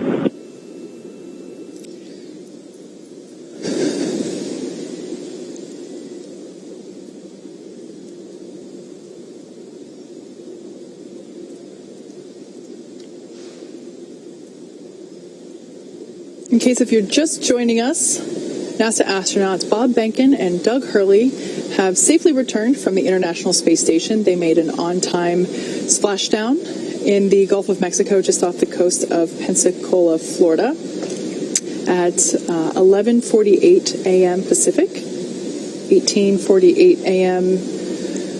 Universal Time. And they have been pulled out of the water and hoisted onto the recovery vessel Go Navigator. And right now, the team is just completing. They did an initial check and found that there might be some remnant vapors, which we certainly don't want to be around when we have Bob and Doug coming out of the capsule. So the team is working to purge the service section in preparation for crew egress. Just a little commentary on the hatches that we've been talking about. So while Dragon's top hatch is used to connect to the International Space Station, that's the one that's located under the nose cone, which is currently hidden there at the top of the capsule. Before this is the side hatch is what is utilized for ingress and egress, both on the launch pad as well as coming up here on the recovery vessel. When the when the capsule is docked to the International Space Station, they will use the forward hatch to exit and enter the capsule. Something to note that once that side hatch is opened, it'll be the first time that Bob and Doug have gotten a breath of fresh air. The first time that they've been able to do so in 2 months since they boarded the Falcon 9 at the start of their mission back on May 30th. Yeah, with an on-time splashdown, they return with almost exactly 64 days in space on this mission, just a few minutes shy of that. So I know they're looking forward to it. At a minimum, in a little bit more of a stable condition now that they're on the boat and not in the water. But again, our team's just continuing to step through. They're reporting that they're seeing all of the vapor levels that they initially detected have been dropping, and that service section purge. Dragon SpaceX, we showed that levels are declining, but are continuing with purge. Copy.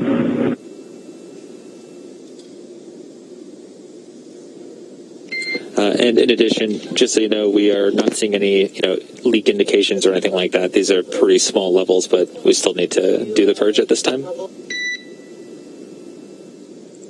Okay, copy. Yeah, you're reading my mic. We were just wondering if you saw any indications of a leak or some depressurization somewhere, but it sounds like it's just part of the deal. Yeah, that's a good readback, Doug.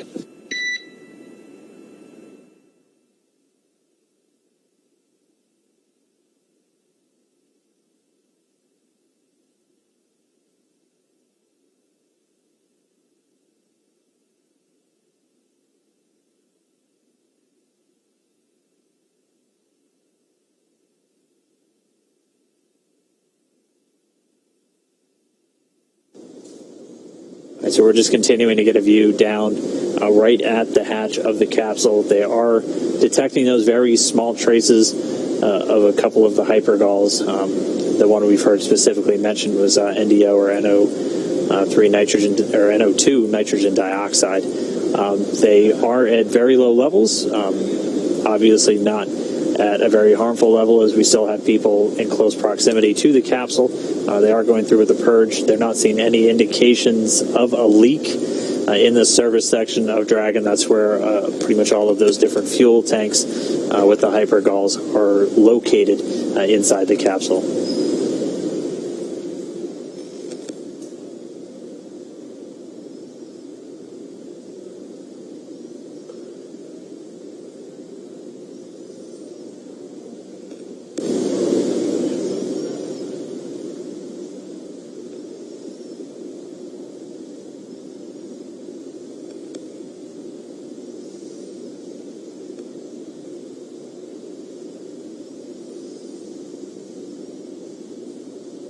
And we are just about 44 minutes post-splashdown. Actually still ahead of the timeline, as we weren't expecting to get the hatch open until shortly before 60 minutes, at which point we'd be bringing Bob and Doug out. So this service section... SpaceX, another update. The service section purge should begin in a bit under 5 minutes. Right now we're showing NTO about 2x of our personnel exposure limits, and we're hoping once we start the purge it'll drop down for us. Okay, thanks, Mike.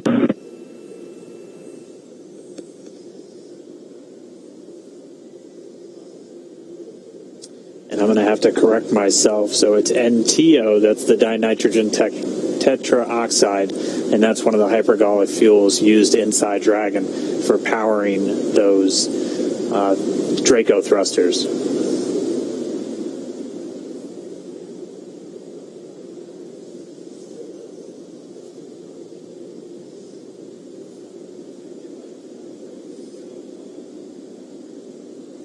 So again, the SpaceX engineers detecting levels of NTO. It's dinitrogen tetraoxide. It's one of the hypergallic fuels used inside the Dragon spacecraft.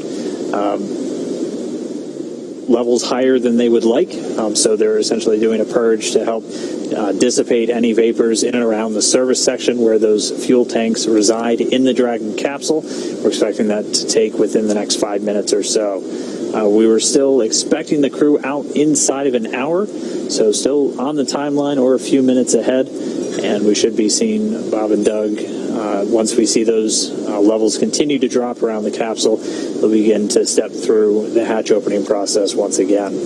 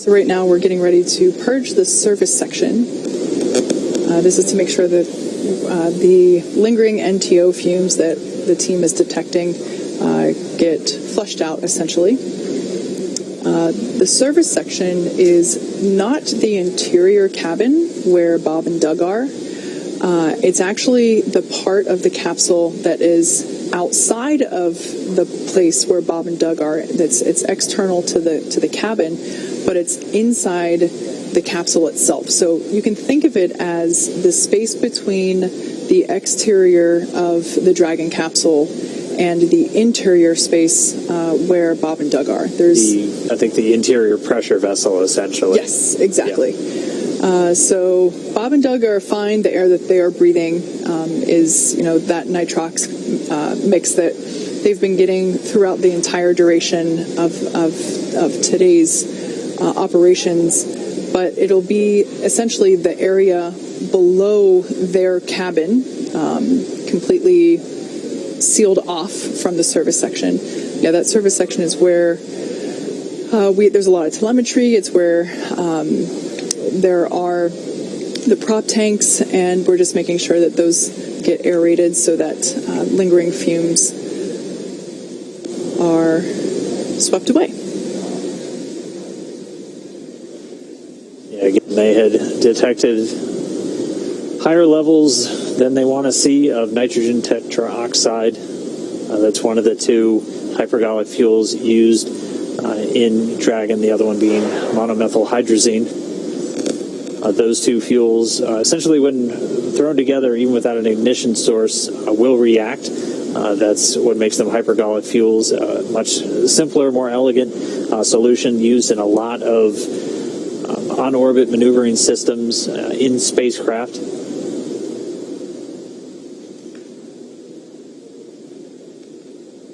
So again, we're just standing by.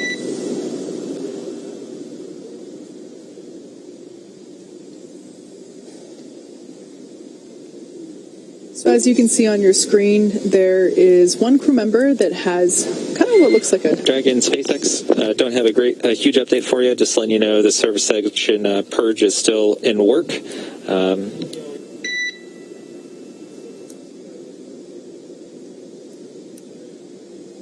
And we'll try to get you out of there shortly. Copy.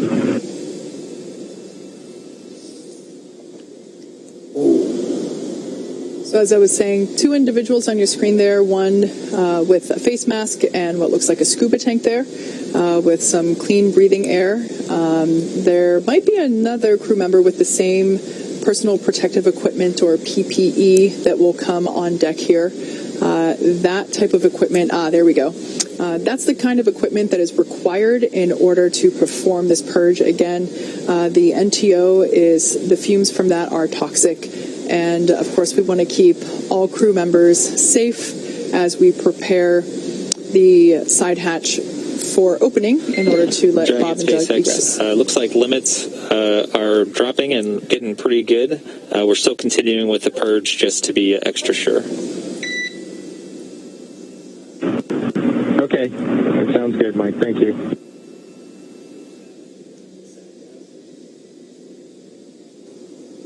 All right, so we just heard the call. The limit's continuing to drop on that NTO, that nitrogen tetroxide. So they're just going to continue to monitor those. They're doing a purge, essentially flushing the air around the service section where the tanks for those hypergolic fuels are in Dragon. As Kate was talking about, they're not inside the pressure vessel, the section of the Dragon interior where Bob and Doug and their atmosphere exists. They're essentially outside the pressure vessel, but still inside the outer shell of the Dragon spacecraft.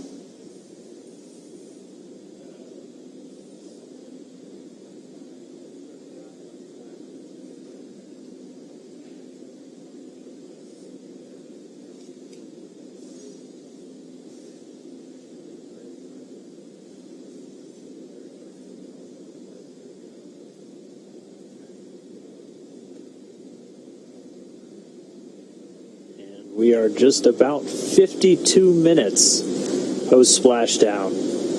Again, we're just waiting for them to get good readings on the levels of any hypergol vapors still in existence around the capsule. and then they'll be able to step back in to this hatch opening. We did hear confirmation that they haven't seen any indication of leaks through the telemetry they're still receiving from the Dragon capsule. And so, Dragon SpaceX, we're going to purge for 1 more minute. Copy. There we go. Should be 1 more minute. And then if levels have dropped sufficiently, we'll be able to step back in to the hatch opening process.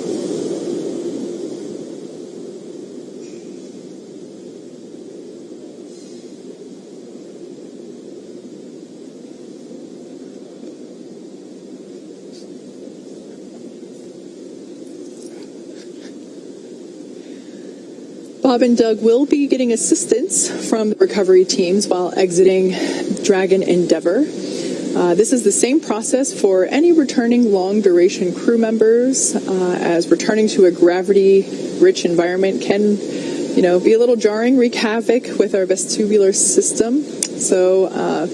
Which is responsible for maintaining balance and motion. Of course, as you've heard us say multiple times earlier, safety is our #1 priority with this operation. So you will see both Bob and Doug helped out of the capsule and assisted to just the few feet over to the medical quarters aboard the boat. Yeah, if you've ever watched long-duration crews return on a Soyuz, it's pretty similar process where they're literally carried out of the capsule and immediately placed down into a waiting chair where they usually get some initial medical checks out there in the field before they're then carried to an inflated medical tent. We don't have a tent, we have quarters, and they're a whole lot closer, so they'll just have a couple of feet to go from the capsule itself into those medical quarters. And then once they're in there, they'll get some initial checkouts from their flight surgeons who are on location on the boat with them. These are the people that have essentially been responsible for their health and well-being throughout their mission, both beforehand, all of their pre-flight data takes, offering them support in the lead up to launch, and then the entire time while on board the International Space Station. And then they're right here with the front line, with the recovery teams, ready to welcome them home.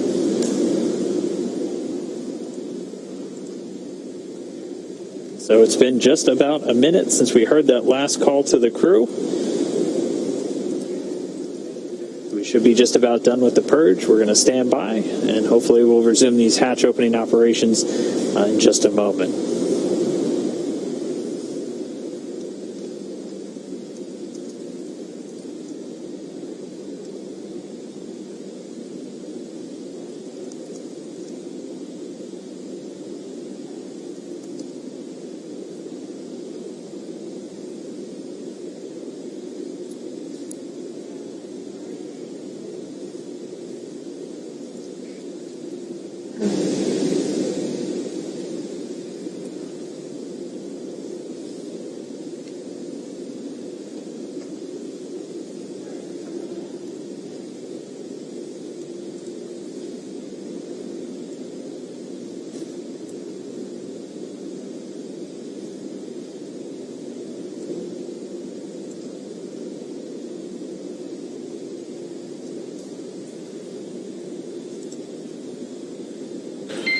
Dragon SpaceX 4 update. Okay, exterior, we're seeing 3 parts per million NTO and 6 parts per billion of MMH. Anil, however, is asking that you de-stow your Draggers and take a sample inside the cabin.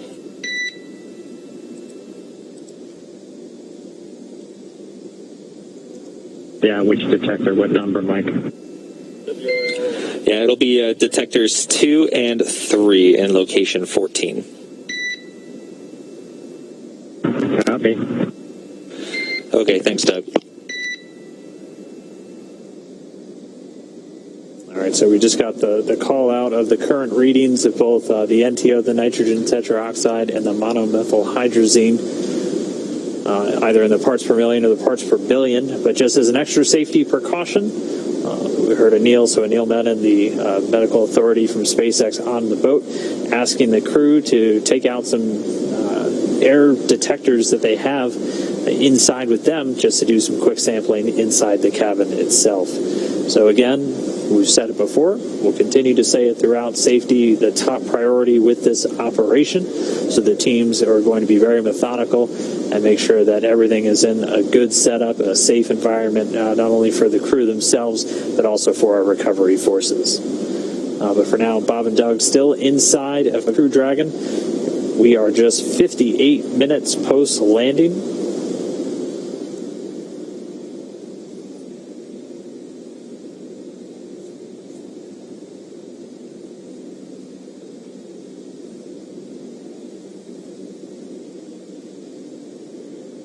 SpaceX Dragon with a status. Go ahead, Doug. Okay, for NO2 on detector 2, it reads 0.0. And on detector 3, it also reads 0.0 for MMH. Okay, great news. 0.0 for detectors 2 and 3 for NO2 and MMH. Thank you very much. That's a good copy. And so Doug Hurley reporting zeros across the board, no traces of either the NTO or the MMH.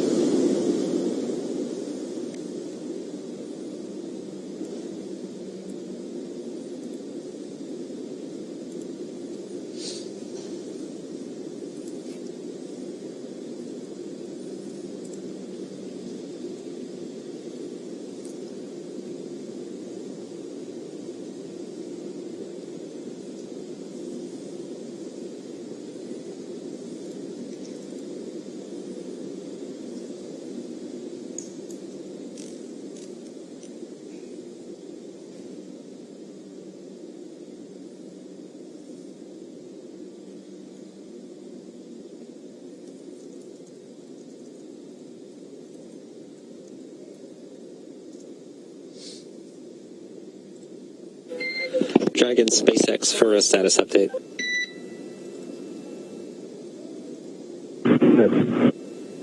Okay, so currently our exposure limits are below limits, but the Purge is actually doing a pretty good job. We saw NTO go from 3 parts per million down to 1.5 over the last few minutes. So ideally, with a lot of caution, we'd go ahead and let the Purge run for a little bit longer, but we want to see how you guys are doing. If you're okay with continuing with the Purge versus knock it off and get you guys out of there quickly. Yeah, we're fine hanging out, Mike. No problem here. Okay, thanks for that, Doug. We'll keep working the Purge to get us down, and thanks for that. Thanks for that. Yeah, let's just keep everybody safe. No reason to rush. Yeah, we concur.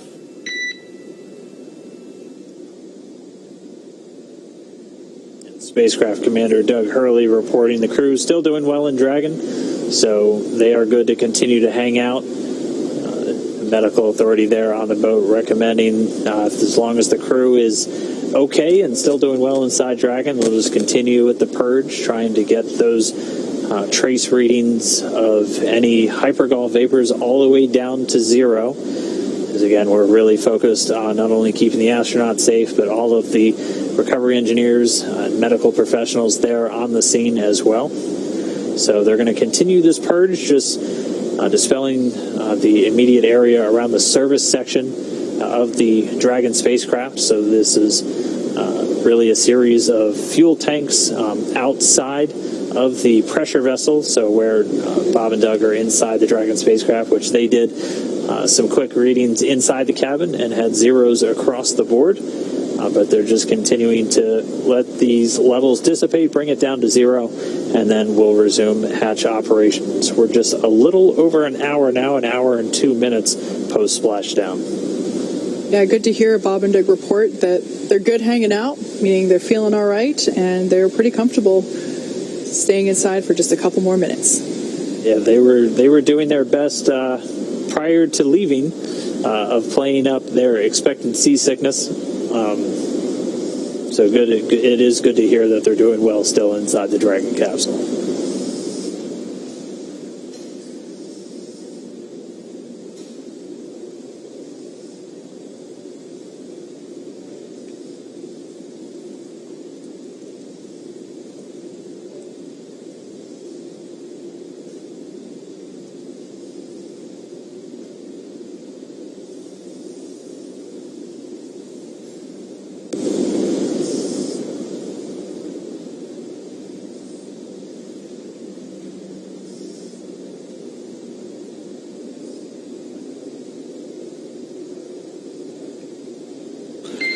And Dragon SpaceX, we're still seeing good indications from the Purge. We're looking to go about another 5 minutes and looking for 0 indications. If at any time you'd like us to speed things up, please let us know. Oh, we're good. Just keep doing what you're doing. We can wait the 5. Easy. All right. Thanks, Doug. All right, so we'll settle in at least another 5 minutes while they just continue to disperse any trace remnants of those hypergol fuels around the service section of Dragon before we once again step into the hatch opening. We're gonna stay with you, stay with this until Bob and Doug are out of the capsule and into their medical quarters. At this point, Bob and Doug are still strapped into their seats. The seats have actuated away from the position where, I guess, in the orientation in which you see the capsule now. During their during the departure phasing earlier this morning and yesterday, the orientation of the seats were such that essentially Bob and Doug would have been laying on their backs in the orientation where we see Dragon now. Currently, the seats have actuated upward slightly, so they are not completely upright, but they are reclined a little bit, nice and comfy there. But they are able to see in and out of those windows there that we see on either side of the side hatch. And then once they're able to finish the egress process, getting Bob and Doug out of the capsule, once they're in the medical area, they'll look to start bringing in the helicopter as both Bob and Doug are going to be flown back to Pensacola via helicopter, getting them to the shore in just a matter of minutes, where a NASA plane is going to be standing by to then load them up and bring them home to Ellington Airfield at the Johnson Space Center in Houston.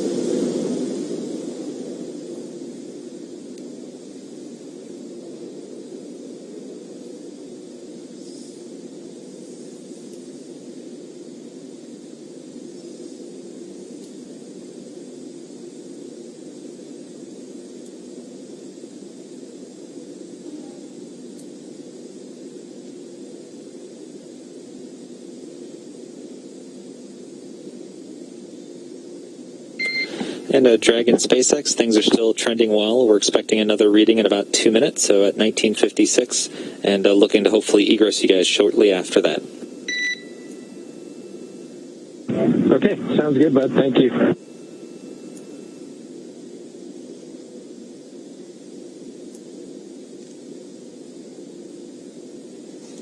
In light of one of the social media questions that we were asked earlier, someone asked if Bob and Doug have Netflix available on their heads-up displays there in the capsule, and they've actually been pretty busy throughout this mission, monitoring telemetry and data and checking for timing. And I would say now's about the time that they would certainly want something to watch because, at this point, their only job left to do is get out of the capsule.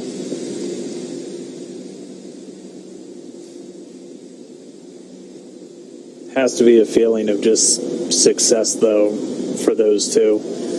I mean, taking the first flight in a brand new spacecraft, we knew as test pilots this is something that was kind of their bread and butter when they were in the military, and definitely something they leapt at the chance for once they became astronauts. And really a pretty flawless flight for Dragon. Obviously, we'll have all of the post-flight review coming up in the next several weeks as we continue to assess all the data that we received throughout the mission and any data still recorded locally on Dragon itself. And we'll be spending the next several weeks going through and assessing the mission and working through the certification process.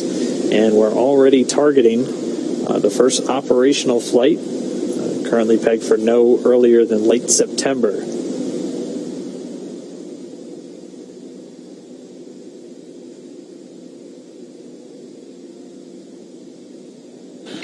And Dragon SpaceX, we're now planning to stop the Purge in 1 minute at about 1957. Copy. Thank you.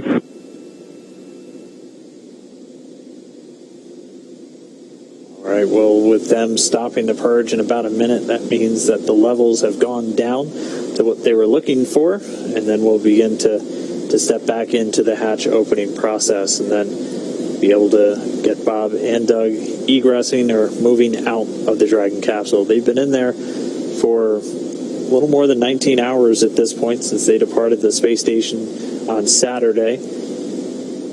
They had a sleep period, 8 hours of rest on the capsule on their way home. They've been up since a little bit earlier this morning, that wake coming about 4:40 a.m. Pacific, so a little more than 8 hours ago.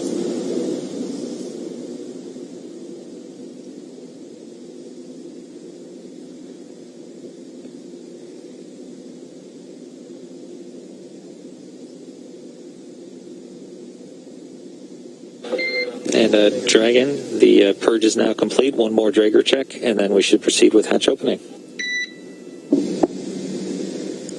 Okay, good news. Thanks.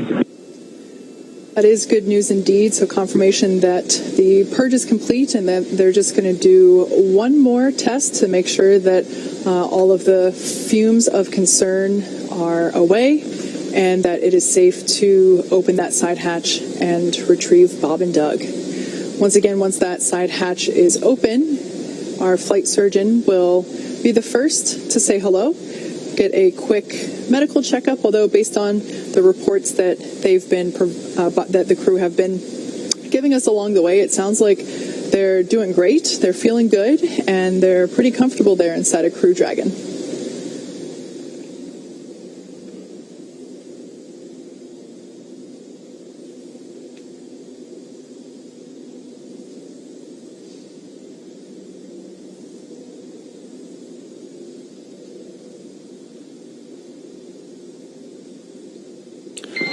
And Dragon SpaceX, we show 0.4 parts per million on NTO, 18 parts per billion of MMH. That's below limits.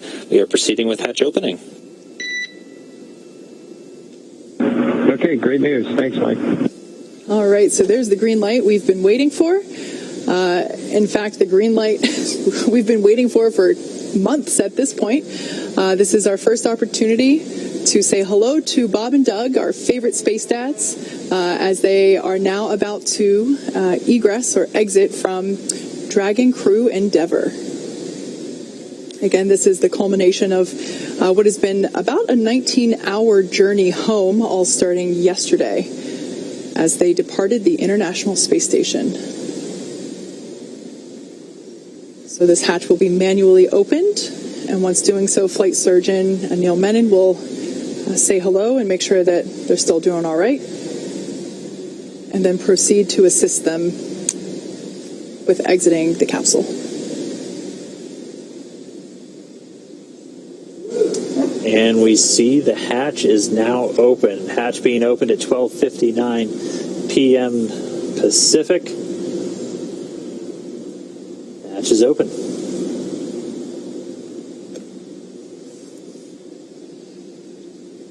So right now they're going to put a piece of equipment in there that basically smooths out the edges and makes sure that it is a comfortable exit from the Dragon capsule. Just a little piece of structure there to ensure that the hatch will remain open and that any sharp edges around that side hatch are protected.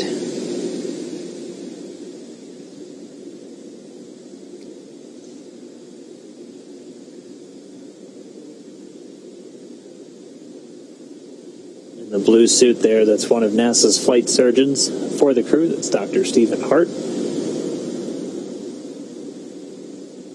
And that hatch open coming at 12:59 p.m. Pacific. That's 19:59 Universal Time, or GMT.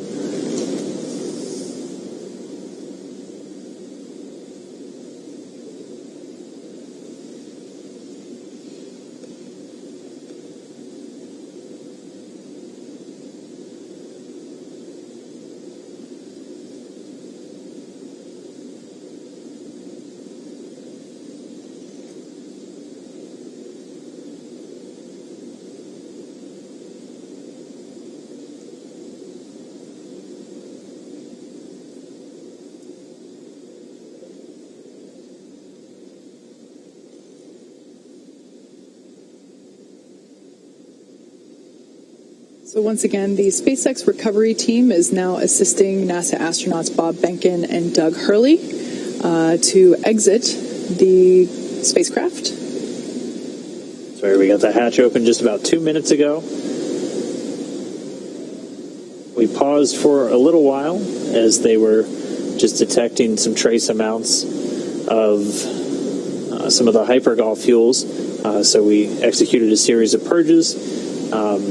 And then once those were down back in acceptable limits, we were able to then start with the egress. So there we see a stretcher on deck. This is normal. This is part of the standard recovery procedure. And it is just simply to ensure Bob and Doug remain safe. Like we said, readjusting to gravity can be a little challenging. Dizziness can often occur, especially when you're on a boat. SpaceX Dragon, yep. So this stretcher will just be used to, as standard procedure to make sure that the astronauts make it over to the medical tent as easily and as comfortably as possible. Yeah, as we discussed, the reintroduction to gravity from microgravity can be a bit jarring, especially on our vestibular system, so the stuff responsible for our balance. And as they are on a ship underway, we just want to make sure we're taking every possible precaution to ensure that their arrival is safe and free from any injury now that they are home.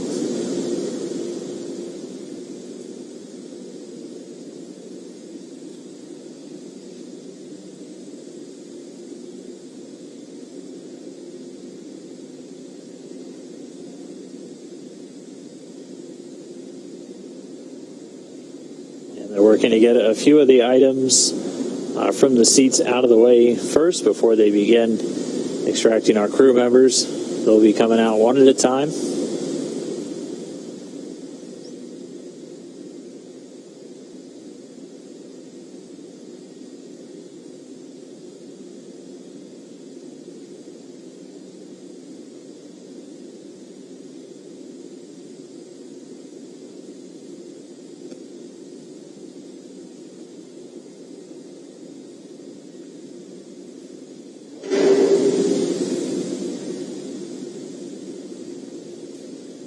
As we saw during the ascent portion of this mission, there is enough room inside the capsule for them to do a backflip in microgravity. However, considering there's a couple folks in there right now from the recovery team.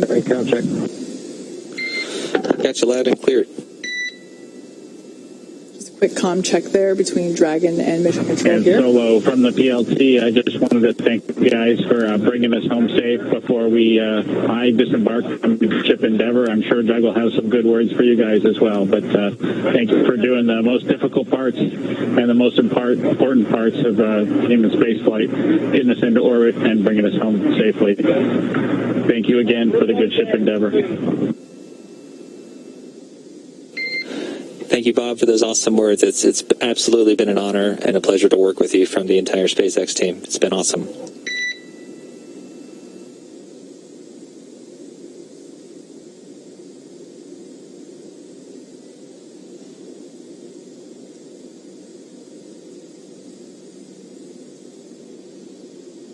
Some initial words from NASA astronaut Bob Behnken.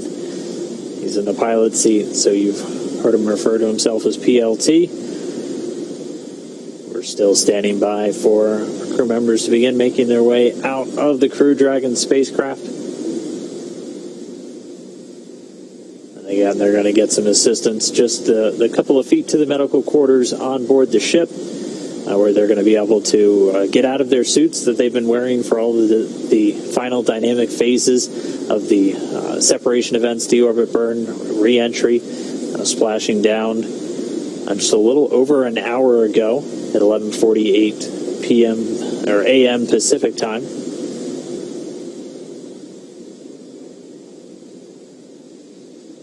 Again, the recovery team. SpaceX Dragon from the commander. Go for SpaceX. Here we have our first view of Doug Mike, Hurley. I just would like to sort of reiterate what Bob said and add my thanks to everybody over the last several years that's either worked in Hawthorne, McGregor, or down at Kennedy Space Center. Anybody who's touched Endeavour, you should take a moment to just cherish this day, especially given all the things that have happened this year. We certainly can't thank you enough. Our families can't thank you enough. And, just proud to be a small part of this whole effort to get a company people to and from the space station. They can celebrate with each other. And we'll talk to you soon, hopefully in person.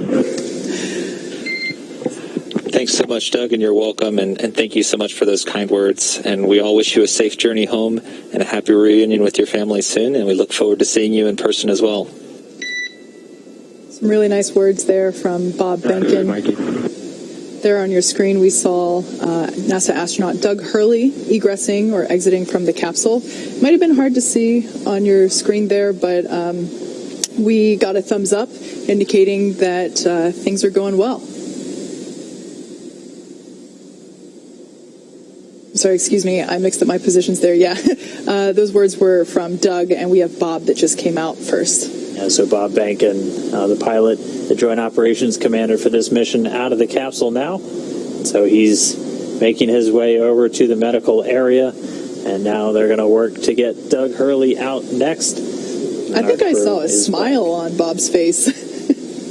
He was a thumbs up all the way. As they've been giving us some regular status updates from inside the capsule, they've been feeling really good. And so now we're just standing by for our spacecraft commander, Doug Hurley, to make his way out into the fresh air for the first time in 64 days.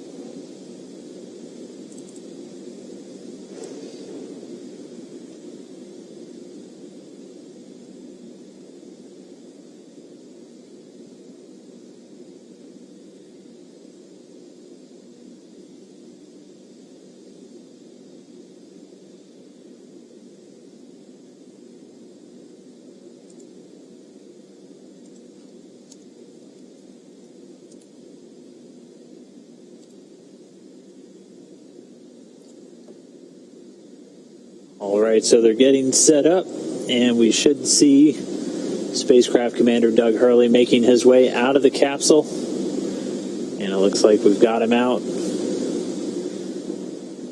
We've got him seated.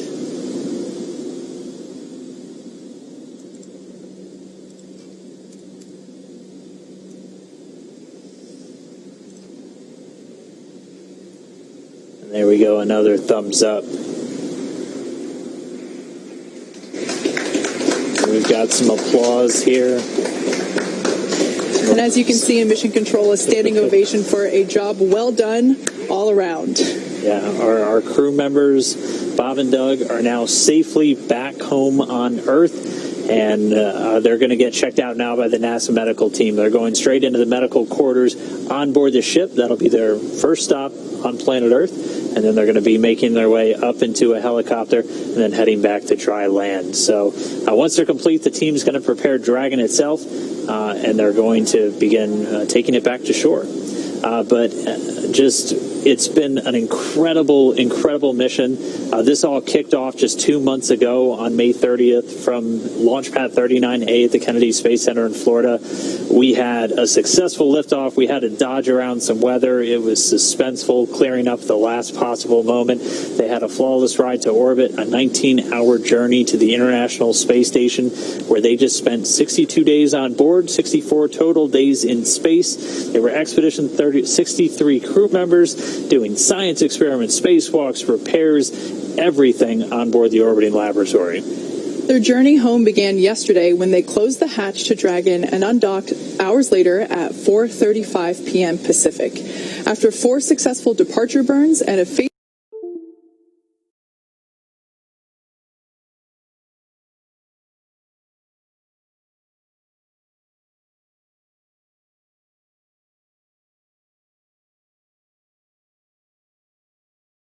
and prepare Dragon Endeavour for its lift onto the recovery vessel. And just a little less than an hour following splashdown, we saw Bob Behnken and Doug Hurley make their way, thumbs up, out of Dragon and into the recovery ship's medical facilities, safe and sound. Yeah, we just got word that the helicopter itself should be landing soon, so that'll be their next step in their journey. They'll catch a short flight back to shore where they're going to transfer to a waiting NASA plane for another short flight back over to Houston. They're going to be reunited with their families, and that's going to bring an end to this historic flight. It's really been an honor and a privilege to share this journey with all of you as we open up this new era in human space flight.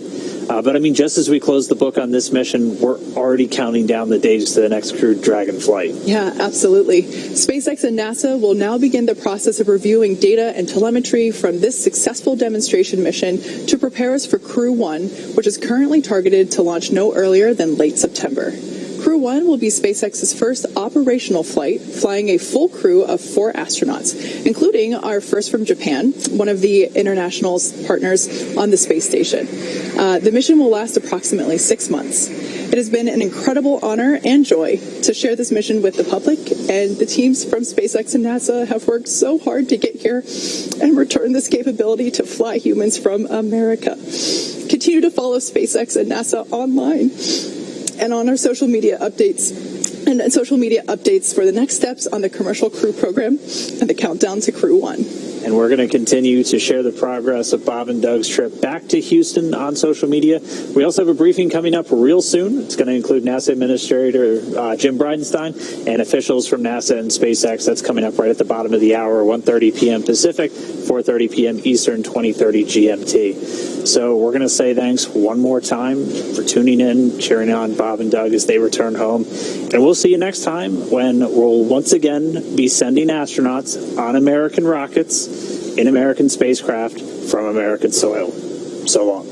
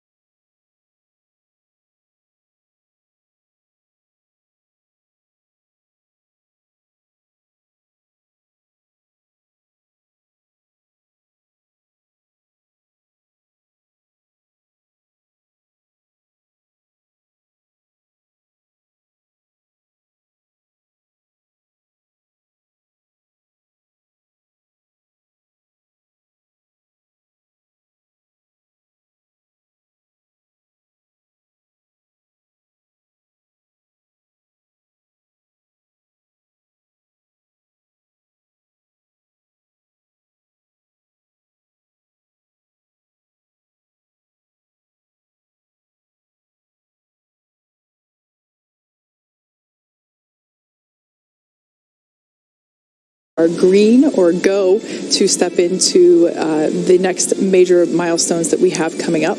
At this point, we're about an hour and a half away from that.